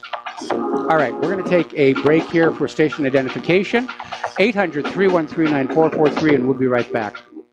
And aloha, America. Welcome back to the show here. And hour number 3, phone lines are open, 800-313-9443. We have a caller waiting on the line, but before I get to it, I was taking a look starting from Patrick Little as a jumping off point and taking a look at some of the people who were running for office here. And apparently there was this Nathan Larson who's actually running to become a congressman. He's a self-described white supremacist and pedophile. And apparently he spent 16 months in prison after being convicted in 2009 over an apparent plot to kill either George W. Bush or Barack Obama. And because of a law passed in 2016 in Virginia, he can still run for office. He's contesting as an independent, having been expelled from the Libertarian Party. Is this really the best that we can do? Is this really the best that we can do?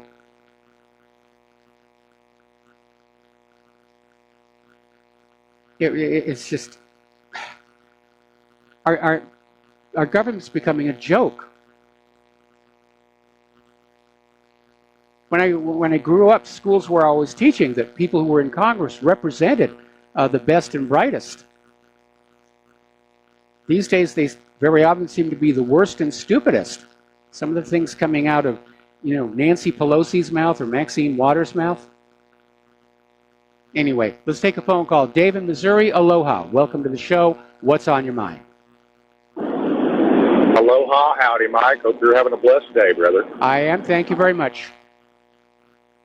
So how did you sleep last night after your marathon? I imagine you probably rolled up on the couch pretty early, didn't you? Well, yeah, I did. Of course, I have to look after Claire and everything.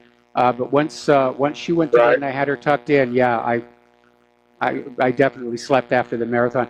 I'm getting to be an older guy, and I have to sort of slow down.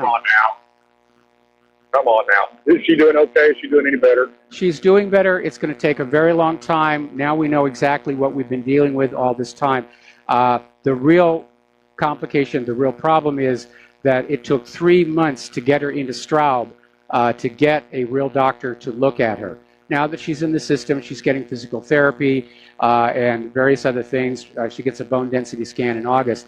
But for those first 3 months, we had 3 different chiropractors, 2 of whom were flakes, and the third one was simply not in a position to be able to know what had gone wrong. So Claire has... Yeah, go ahead.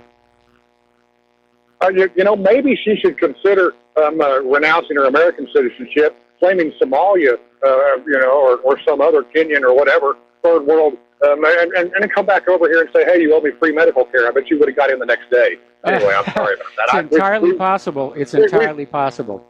But... yeah, she wouldn't have had to wait so long. So the reason I called, a couple of things. To me, this is USS Liberty Week every single year. Yesterday was my birthday, born June 5th, 1967. I was 51. You know what happened that day? Yes. But if you try to study that, the prelude to it, because the propaganda is, Israel was surrounded by the Muslim armies who were going to drive them into the sea. That's the only thing you can find. Whereas then Israel preemptively attacked everybody yesterday morning, 51 years ago now. Hate to give up my age. Destroyed air forces on the ground, killed troops at breakfast, and increased their land mass by 3-fold. It's been going on forever. Then tomorrow will be the anniversary of the attack on the Liberty, which I know you won't forget. But still no justice. So the reason I called today was about the utter insanity. And, I kind of went down the rabbit hole and got into Albert Pike a little. So this is what I want to ask you. I want to ask you 2 questions. Number one, can you kind of clear up the history of the prelude leading up to what happened yesterday, 51 years ago? That the Israelis actually were the aggressor instead of preemptively, defending themselves against the Muslims going to drive into the sea. But I kind of want history on that. I've never been able to find, and also Albert Pike, who, it's so weird to me, and so my point is, these people knew what was going to go down throughout the 20th century and the late 19th century. I mean, nailed it. Pike did, several of us, before there was ever really an Israel. So is this the Kabbalah? Is this the Masons? Is this, what is the guiding force that knew what was going to happen, drove it? We know it's probably, organized or financed by the Rothschilds. What is the actual guiding hand? It's so hidden, and it's hidden in plain sight. I got to tell you, I just drove through Nashville. Nashville has an AT&T building that is probably the most demonic-looking building you will ever see. It has to be a Masonic structure, and so, and you see that almost in every city where there is something that is, it sets your soul on edge because it's not right. It shouldn't be so overt. But there it is in your face, like, what do they call, one world trade, freedom, whatever that is. It's so overt, so in your face, this Luciferian hidden hand. And so, they know what's going on. And so, Mike, it feels like, and I don't want to give up any more than you do. I've taken so many beatings. You've probably taken more. I fought in the Clintons in Arkansas until I was blacklisted and run out of the state. I was one of the few people that didn't get killed. Probably because I was more public than everybody else. But so we're losing, man. They're winning. They win on every count. Who are they? And please, if you can, if you know some of the hidden history about the prelude leading up to the events of the 6-Day War, I just don't believe the history that I see, because everything you find says the Muslims were surrounding them, staged on all sides, going to drive them to the sea. If the Jews hadn't acted, there wouldn't be any Israel. Who's going to cry about that? But that's the history you hear, and you hear nothing else. So I'm going to go ahead and get off here with that. Amy said, by the way, my wife said, why don't they paint that gorilla pink since we're all effeminate now anyway? Let's just go on out. That's a good idea. And we love you, and Claire, God bless you. We love you. God bless you. Please, folks, support RBN. We have to have them. I'm going to let you go, Mike, and listen to your response. All right, thanks an awful lot here. The 6-Day War was basically Israel was never going to accept a 2-state solution. or the United Nations partition plan, and the Six-Day War was simply Israel grabbing what was left of Palestine and turning it into occupied territory. And then they went on out by saying, oh, we had no choice. Those evil Muslims were coming to get us. Again, it's just more lies and cover-up of imperialism. And as far as a master plan, if you will, it's there in the Torah. Eretz Israel, what they all want, what they're all taught to want from childhood, is the Israel that's described in the Torah, which reaches from the Nile to the Euphrates.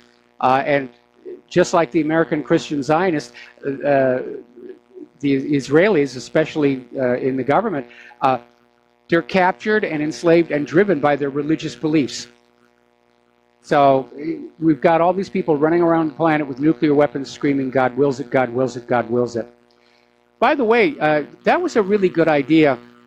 You know, let's take all the gorilla statues and paint them with different patterns and everything. We have geckos here in Honolulu, where artists are given these blank geckos and they paint them with music notes or something like that. We could do that with the gorillas, and that will absolutely get rid of this whole idea that they are somehow racist. We're going to do a shout-out now to our on-air affiliates who are just now rejoining the network, and we're going to go back to the phones to James in Ohio. Aloha, James. Welcome to the show. What's on your mind? Hi.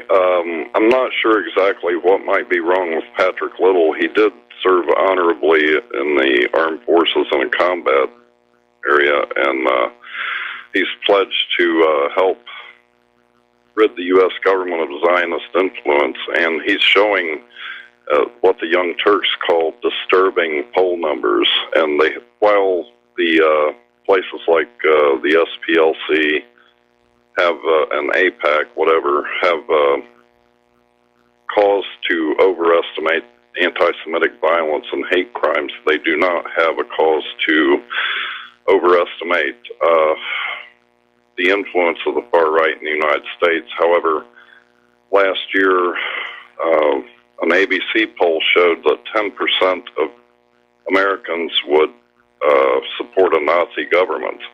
I wonder what that's like now that Trump is basically, wanting to get us into a bunch of new wars for Israel. That's about all I have to say today. That strikes me as kind of a really bizarre poll to be running there.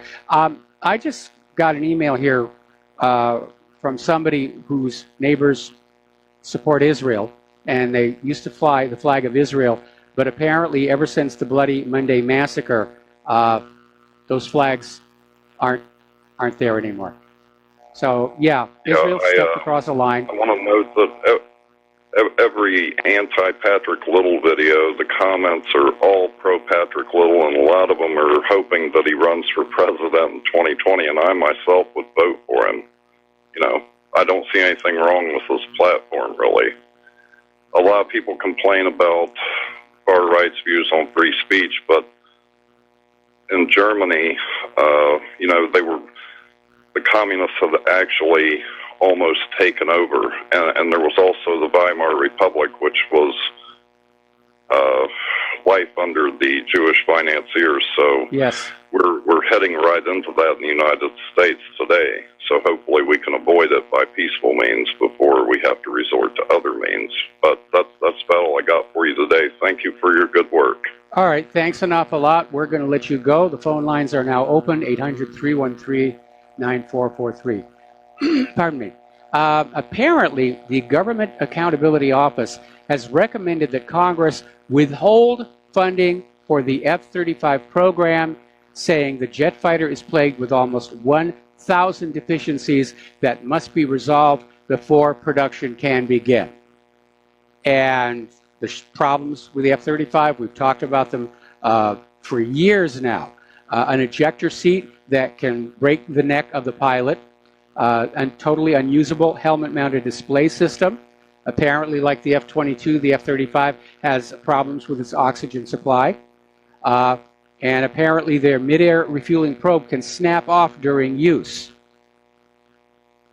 Now, the Pentagon wanted to go ahead and just start construction on the planes and then go back with retrofits. oh, this is a problem, we'll make up a whole new bunch of aerial refueling probes and go out in the field and install them. And the GAO is saying, no, not with this many problems. And the GAO is being smart here, because the F-35 is supposed to go into full rate production next year at a cost of $10.4 billion per year for the next 20 years. And the GAO is saying, no, not going to move forward until they actually know the problems are solved. And again, this gets back to the fact that here in the United States, military procurement is all about the money, not about the quality of the weapons. It's a military-industrial complex that Eisenhower warned us about. And we're seeing it in all this money that we poured into the military. And now we're finding out that most new Navy officers can't handle their ships, and that's why there have been all these collisions. The Gerald R. Ford magnetic catapult system, it's actually breaking the airplanes. Propulsion problems. The list goes on and on. It really does. All right, let's take another phone call. Rick in Arizona. Aloha. Welcome to the show. What's on your mind? Just a couple of things quickly. Yeah, Patrick literally pretty much got creamed, but, you know, what can you expect? It's pretty tough to go into California as an anti-Zionist. As far as the wars that Trump's ballyhooing, I just don't think our Navy is going to attack any of Israel's enemies. This would have happened a long time ago. They got creamed in 2006. It's been how many years since they got their butt kicked in Lebanon? Yes. Been working on trying to get something going with Trump, but I just don't think the Navy pilots are excited about flying into airspace with sophisticated aircraft for Israel. And, you know, these people aren't stupid. They know all about Pollard and how Israel treated the Navy, you know, the Liberty. Yep. I just don't think we're going to be able to convince our troops to fall on the sword. And I think our wars are in a stalemate now. So that's just my opinion right now. What do you think, Mike? Well, you're absolutely right. I mean, right now, Afghanistan is a draw. The U.S. is mired there. The U.S. is clearly losing in Syria. And it does look like the wheels are coming off the war wagon. Because when you have a grand design for reconquering Earth that requires multiple wars, you have to win them all. The first one you lose, the game is over. Public support for any more wars evaporates after you've lost one. We saw that following Vietnam. When it was obvious we couldn't win in Vietnam, and they reached a settlement with North Vietnam and brought the troops home, it was a very long time before the U.S. was able to get public support to go into another country. Yeah. I think basically we've survived a long time with a poker hand that nobody can see. And what it is we just ain't got the heart to do a big war. You know, it's too much. The casualties would be too fast and furious, you know, against any of these new opponents that we're talking about here. Yep. And once they find out that we just don't have the supply lines, and you look at, they'll find out that we're a paper tigers if we get into a scrap with an organized Air Force, you know, far away from home. Yep. So, all right, Mike, thanks for taking my call. All right, you've got it. I mean, certainly the 2 cruise missile attacks by Trump into Syria following these false flag chemical attacks demonstrated that our cruise missiles aren't very good. A lot of them missed their targets. It's a very, very poor success rate. And I think that's why so many other countries like Turkey are saying, to heck with American weapons, we're going to go buy Russian. And the U.S. is out there saying, don't you dare buy Russian. You buy our weapons, bad things will happen to you. But that caller is absolutely right. The problem with a bully is they can bully one person at a time. But if everybody in that schoolyard at the same time decides to stand up to the bully, it's a different story. And we could see that happen. We're seeing more and more countries pivot toward Russia and China. We could get into a situation where the United States and maybe a few of the European countries are still aligned against the entire rest of the world. So I think the rest of the world is getting sick and tired of the U.S. pushing their weight around. We've had 18 years of war. 18 years. We're all tired. We're all tired because nothing seems to get accomplished. There's no victory. There's only the profits. We go from war to war to war to war, which was the agenda for the Project for the New American Century. Literally a century of endless war. And I don't think people are comfortable with nonstop war. We invade this country, then we invade this country, then we invade this country. Anyway, in the world of science, apparently on Mars, Curiosity has discovered something. They were able to engineer a way to finally get that little drill on that little robotic arm to work again. And they started drilling, and apparently they found something of tremendous interest, which they're going to announce tomorrow on NASA TV, basically an hour before the start of my program. And no, wait a minute, it's 2 p.m. It's 2 p.m. Eastern Time. So that's when it starts on NASA TV. And everybody's out there saying, what did they find? What did they find? What did they find? There was a little poll that was up there. And the overwhelming response is they're going to find evidence that there was or is life on Mars. Now, of course, for myself, we already know the answer to that, because the Viking landers found indigenous life on Mars all the way back in 1976. And the information primarily came from an experiment called the Labeled Release Experiment by Dr. Gilbert Levin. We've had him on the show before, and I imagine he's waiting for this press conference tomorrow as well. All right, we're going to be right back after these few words. Stay tuned. And aloha, welcome back to the show here, and we're talking about the fact that NASA is teasing an announcement tomorrow at 2 p.m. Eastern Time. They're going to have a press conference. It's going to be carried live on NASA TV, and it's a big mystery. They've kept this one under wraps, and they had a poll. You know, what do you think NASA is going to unveil? And the number one response in the poll was evidence that Mars had indigenous or has indigenous life. They didn't have a category for the cat, the dead cat. Because, you know, Curiosity killed the cat. Never mind. But again, although I think if they have found proof of life, I'm sure NASA and Curiosity are going to wallow in the glory, and they should to an extent, but they shouldn't forget that we've been here before. Because back in 1976, there were 2 landers on Mars called the Viking landers. And on board each one was a device called the Labeled Release Experiment, developed by a guy named Dr. Gilbert Levin. And as I mentioned, we've had him here on the show. And it was a very, very simple device. It wasn't science fiction technology. It was actually an adaptation of an existing device that is used to test civic water systems for bacterial contamination. And the way it works is that you take a sample of the water from the civic water system, or in the case of Mars, a sample of dirt, and you drop it into this nutrient solution tagged with a radioactive isotope, and you let it sit. And at the top of this little test system, there's a radiation detector that is waiting to basically detect the radioactive isotope released by metabolic processes. And the Labeled Release Experiment showed a positive result. Huzzah, huzzah. There was a second experiment called the Organic Mass Spectrometer, the gas chromatograph mass spectrometer, the GCMS. And it was there to try and detect a pre-selected group of organic molecules that would be assumed to be part of any indigenous life on Mars. This one returned a negative result. And NASA, for whatever reasons, decided to go with the negative result and declared Mars life-free. Other people had different opinions. Other scientists around the world looked at the LRE data and said, no, this worked.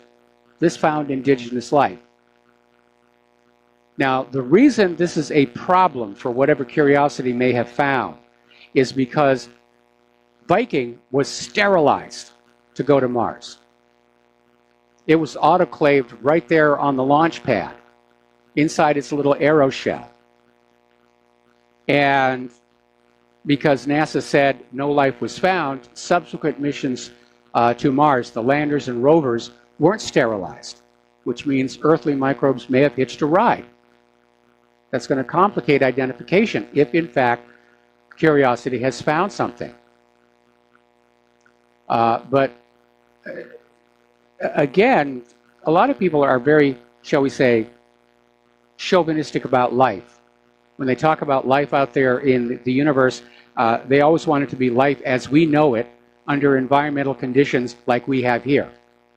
And that's unrealistic, and it's narrowing your focus. I mean, the extremophiles on our own planet show that life flourishes in incredibly diverse environments.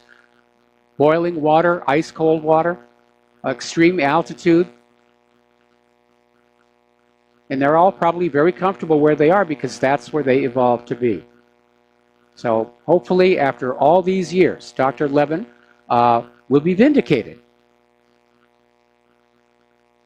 Now, if I were in charge of NASA and set aside all that joke about having the flight crews dress up in ape suits, because now I'll be called racist, I'd want to send something to a more extreme environment, like Titan. See if there's anything crawling around those methane moons. Now, I do know that you probably heard they wanted to send a probe to Europa, one of the moons around Jupiter, and they were going to drill through the ice, a huge thickness of ice. They've been experimenting with this down in Antarctica. Send in a robotic submarine to look for life and other things. They just realized that there are, in fact, geysers on Europa. So they're going to be able to sample that water without having to drill. That's going to be a much, much simpler mission to do. So if you hadn't guessed by now, big fan of the space program. I love what SpaceX is doing. I love what Virgin Galactic is doing. I'm glad that NASA is starting to get back into R&D instead of just rubber stamping human-caused global warming. Because we need technology incubators. That is the only way we're going to get a manufacturing economy back, is to have new technologies, new industries, new products that the rest of the world has to come to us to buy.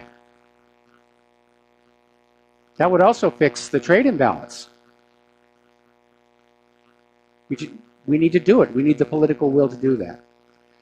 So anyway, tomorrow will be exciting for those of us who are space-type people, and we're going to take another break for commercials, and we'll be right back. 800-313-9443. And aloha, America. Welcome back to the show here. A little update on the Kilauea volcano. I mentioned earlier in the show that the lava has filled all of Kaonohi Bay. Volcanologists are saying this has been the single most destructive day of any eruption in modern times. And people are starting to equate the current eruption to one they had back, I think it was 1924. That was a really bad one. The lava that has covered Kaonohi Bay is extending 0.8 of a mile from the coastline. Now the question is it a nice pile of lava or is it a lava bench? And what I mean by a lava bench is when you have the hot lava going into the ocean, it will cool and solidify. And very often it will create this large platform of lava with nothing underneath to hold it up. And it happens all the time. It's a regular situation. And when those fall into, when they do collapse, when they fall into the ocean, that's when we will get some small tsunamis. So we'll keep an eye on that one. But yeah, this is a bad one. And again, if you're anywhere near Hawaii, do not go down to the volcano. First of all, the air is not healthy. The ash is finely ground glass particles. You don't want to get that in your eye. And yes, the police have been arresting people who are past the cordoned off area, trying to get pictures or samples of the lava. It's an active volcano, people. Got to treat it with respect. I mean, Claire and I live here on Oahu. We're not going down there. You know, we're perfectly happy watching it on TV. we've been down there. It's kind of weird watching the eruption, and basically places that we have been, places we stood, just aren't there anymore. I was looking at the photos of the collapse of Kilauea crater and wondering if Volcano House is going to survive. And for those of you who don't know what I'm talking about, long before the volcano was a national park, there was a hotel perched on the rim of Kilauea, and it was called, obviously, Volcano House. And it goes back a long, long way. In fact, Mark Twain stayed there when he was doing his time here in the Hawaiian Islands. And it's been preserved and renovated throughout the years. And Claire and I, when we visited the Big Island and toured the volcanoes, discovered this beautiful piano made out of koa wood, which is our native Hawaiian hardwood. And I have a lovely photo of Claire playing that piano. And I just hope it's still there. I just hope it's still there. But this is Mother Nature, both here and at Fuego. And all we can do is sit and wait to see what happens. Okay, over on YouTube, they have now declared that videos showing natural medicine are just as dangerous to society as how to make a bomb video. That's how abusive the censorship is getting. Obviously, YouTube is out there. They want to preserve the profits of pharmaceutical corporations who advertise with them. And so now out there, they're saying that videos that talk about natural medicine are dangerous to society, as dangerous as bomb-making videos. It really is very, very silly, but they're enforcing that policy. They're starting to tear down videos on how to treat minor ailments yourself with over-the-counter medications or herbal supplements. Because by golly, you will go to the doctor, and you will spend money on the doctor, and you will get a prescription from the doctor, and you'll go to the pharmacy, and you'll spend more money. And that is fascism. That's what's making America great again here. The other day we were talking about this story where California has passed some extraordinarily restrictive limits on water consumption. 55 gallons per person per day. And it was worked out that basically that's enough water to do a load of laundry or to have a shower, but not both in one day's time. And there are hefty fines for violating these water limits. This has prompted a huge backlash from Californians who are pointing out that Nestle continues to pump billions of gallons of water out of the aquifers for pretty much next to nothing. And that California is obviously putting the interests of for-profit corporations over the interests of their people. And it wouldn't be the first time, because when Claire and I first moved here to Hawaii all those years ago, all we used to hear about all the time is water shortage, water shortage, water shortage, water shortage. And in the middle of the island in the Central Valley were all these sugar plantations and pineapple plantations and all of that stuff. But over time, a lot of that land has been turned over for residential development. And as the plantations needed less and less water, we started hearing less and less about there's a water shortage. So there you go. Now you know where you rank on the grand scheme of things. Here's a story that's coming out of Daily Native News, and it supports something I have been concerned about for a long time. Apparently in Ontario, Canada, there was a crop of GMO corn planted, and one of the local beekeepers, Dave Shute, who produces honey in Elmwood, said that 37 million bees just died after that GMO corn was planted. He said once the corn started to get planted, our bees died by the millions.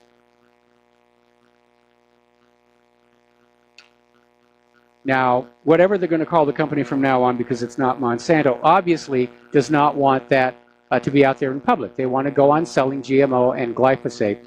But the reason I think there is merit in this, that it wasn't mites or nicotinoids, is because several years ago, I came across an article in the journal Nature which is a highly respected article.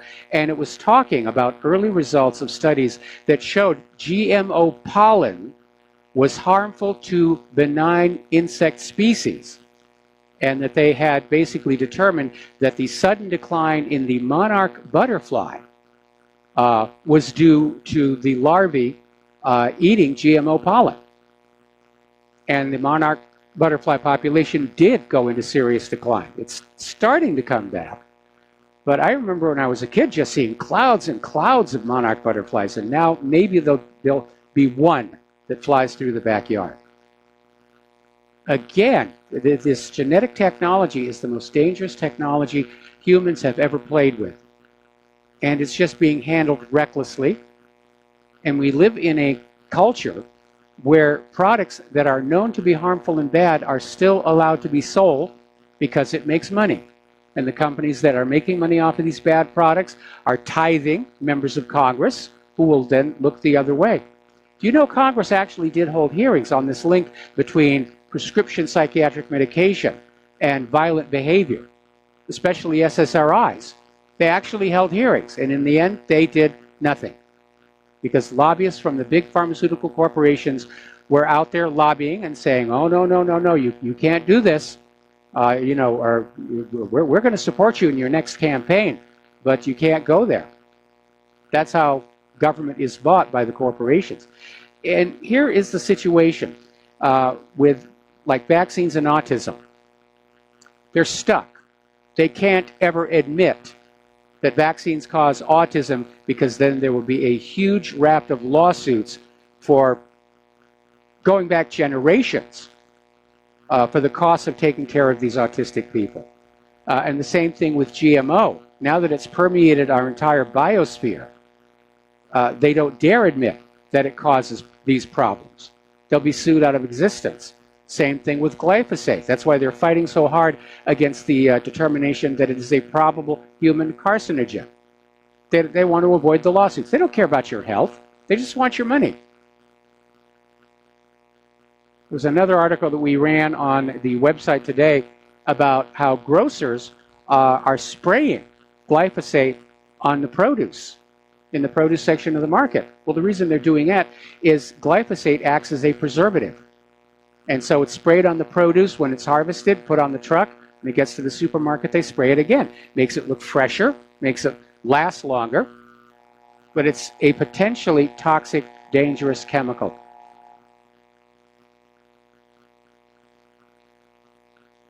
And when you have corporate interest and government authority aligned together against the general population, you have fascism.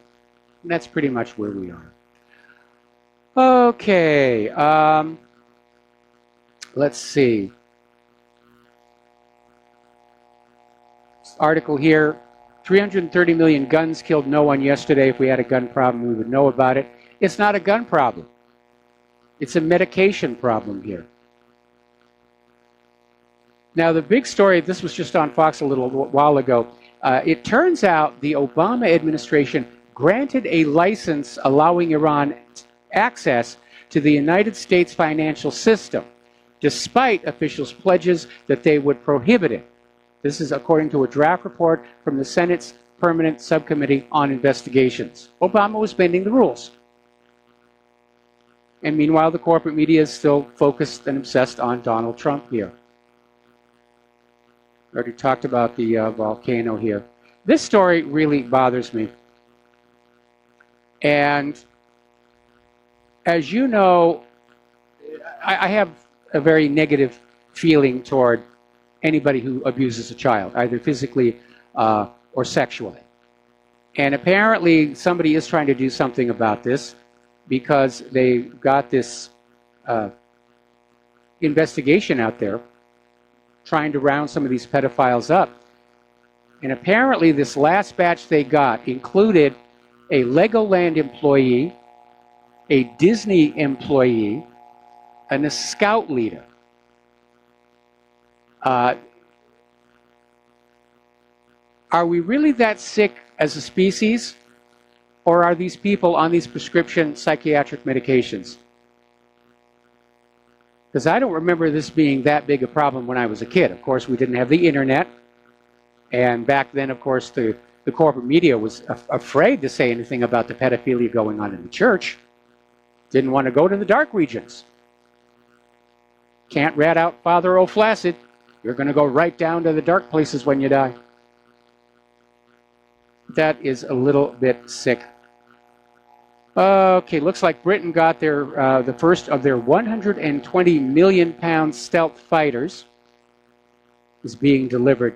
Meanwhile, apparently China has come out with a hypersonic stealth drone that can fly like a fighter plane, and apparently is going to be able to take on the F-35 and the F-22. All right, we have a phone call. Jim in Ohio. Aloha, Jim. Welcome to the show. What's on your mind? Oh, Mike, I don't know if you remember or not, but a few years ago there was a beekeeper in Illinois who proved that his bee colonies were dying whenever they sprayed the glyphosate on the corn, and they came and confiscated his bees. Who came? Do you remember that story? Yeah, I remember the story vaguely. Yeah. Who confiscated his bees? I believe it was the Department of Agriculture of the state of Illinois. Well, I guess they didn't want the evidence. Yeah, I guess not. I guess they, in other words, the public be damned, everything for the corporations. Yeah, I mean, it's become the curse of our country. And that's why I'm saying we're not a capitalist society anymore. We've gone full fascist. You look back at the Securities Exchange Commission, was supposed to be keeping an eye on Bernie Madoff. They handed him resumes. They wanted in on the party. Minerals Management Service, ignoring the Deepwater Horizon's maintenance problems. It just seems like the entire machinery of the government that is supposed to take care of the American people has shut down. Well, in other words, the government is losing all credibility with the general population, and I've studied other countries like Argentina, and their government is completely out of control, and they in other words, anybody that has a business down there has to pay bribes to stay in business because they constantly change regulations. But I guess down there, everybody pretty much ignores the government because they know they're just a bunch of crooks, a bunch of thieving crooks. Well, we have that same thing up here, and maybe governments have always behaved like this. Maybe there's always been this degree of corruption, and maybe we're only learning about it now because of the age of the internet and the independent media. And hopefully that's going to lead to a transformative event where governments are going to have to be more responsive to the people that they serve. I don't know. I mean, when I started getting into this whole conspiracy thing, looking on back and realizing that John F. Kennedy had been assassinated by a conspiracy, and it was hidden from us. So maybe this kind of skullduggery has been going on all along. Maybe everybody in politics is equally dirty and corrupt, but now we're all seeing it. Well, Congress gets their, Martha Stewart went to prison for insider trading her stock of her company, but Congress can do that with impunity. They get insider tips all the time. That's why they all are millionaires by the time they leave Congress, because of all their insider information. Yeah, there was actually a bill introduced. I mean, it's already illegal for Congress to do that. But they introduced a bill to explicitly say Congress may not trade on information. It was immediately voted down, of course. You're right. It's absolutely a racket. They're in Congress there for themselves. When they voted through the troubled asset relief policy after 2008, they weren't doing it to protect the American people. They were protecting their own stock portfolios because they were invested in the very companies TARP was being used to prop up. Yeah, it's pretty disgusting. We no longer have a representative government. We have a government that's for the government by the government. Oligarchs. We have oligarchs, and we have not had a representative government going back as far as the election fraud has been in place, and that's the first thing that we have to fix after the coming collapse and the rebuild is we have to have an absolutely trustworthy, verifiable election system. Because otherwise, the sociopaths will just steal the nation away from us again.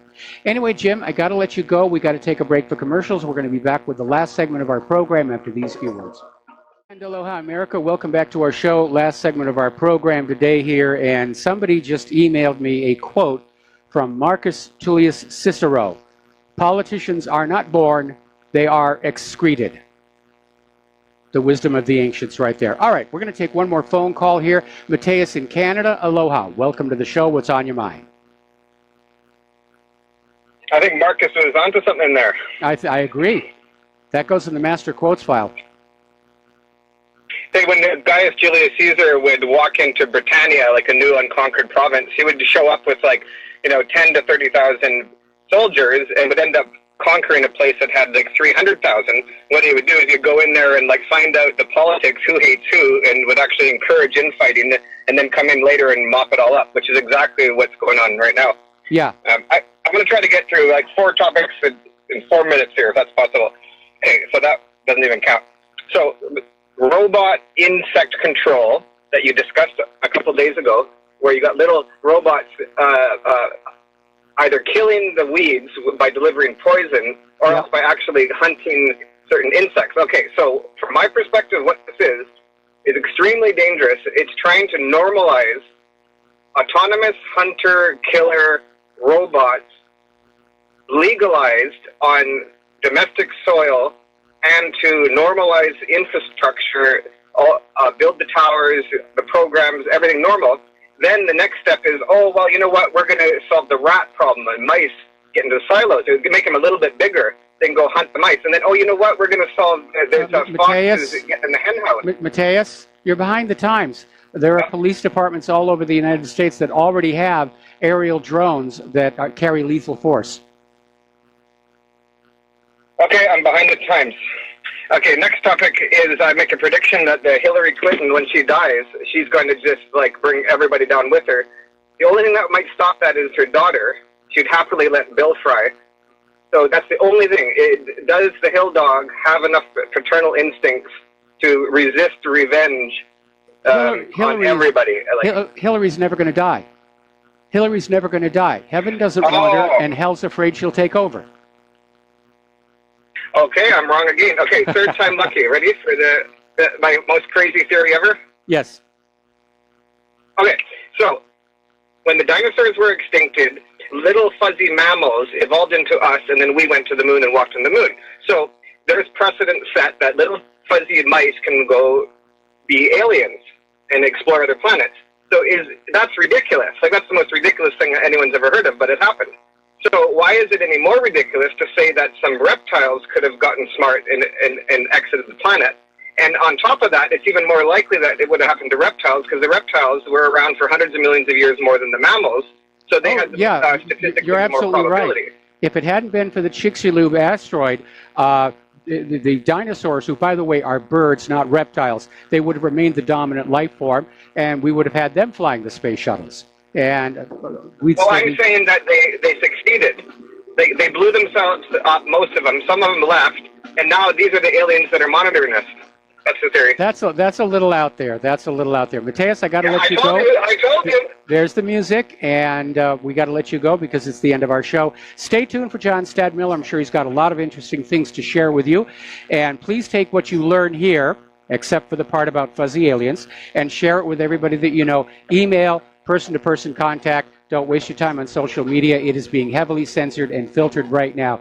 We need to work to educate our fellow Americans as to what is really going on in the world before we all start having mushroom clouds out our front windows. We'll be back tomorrow. Aloha, America.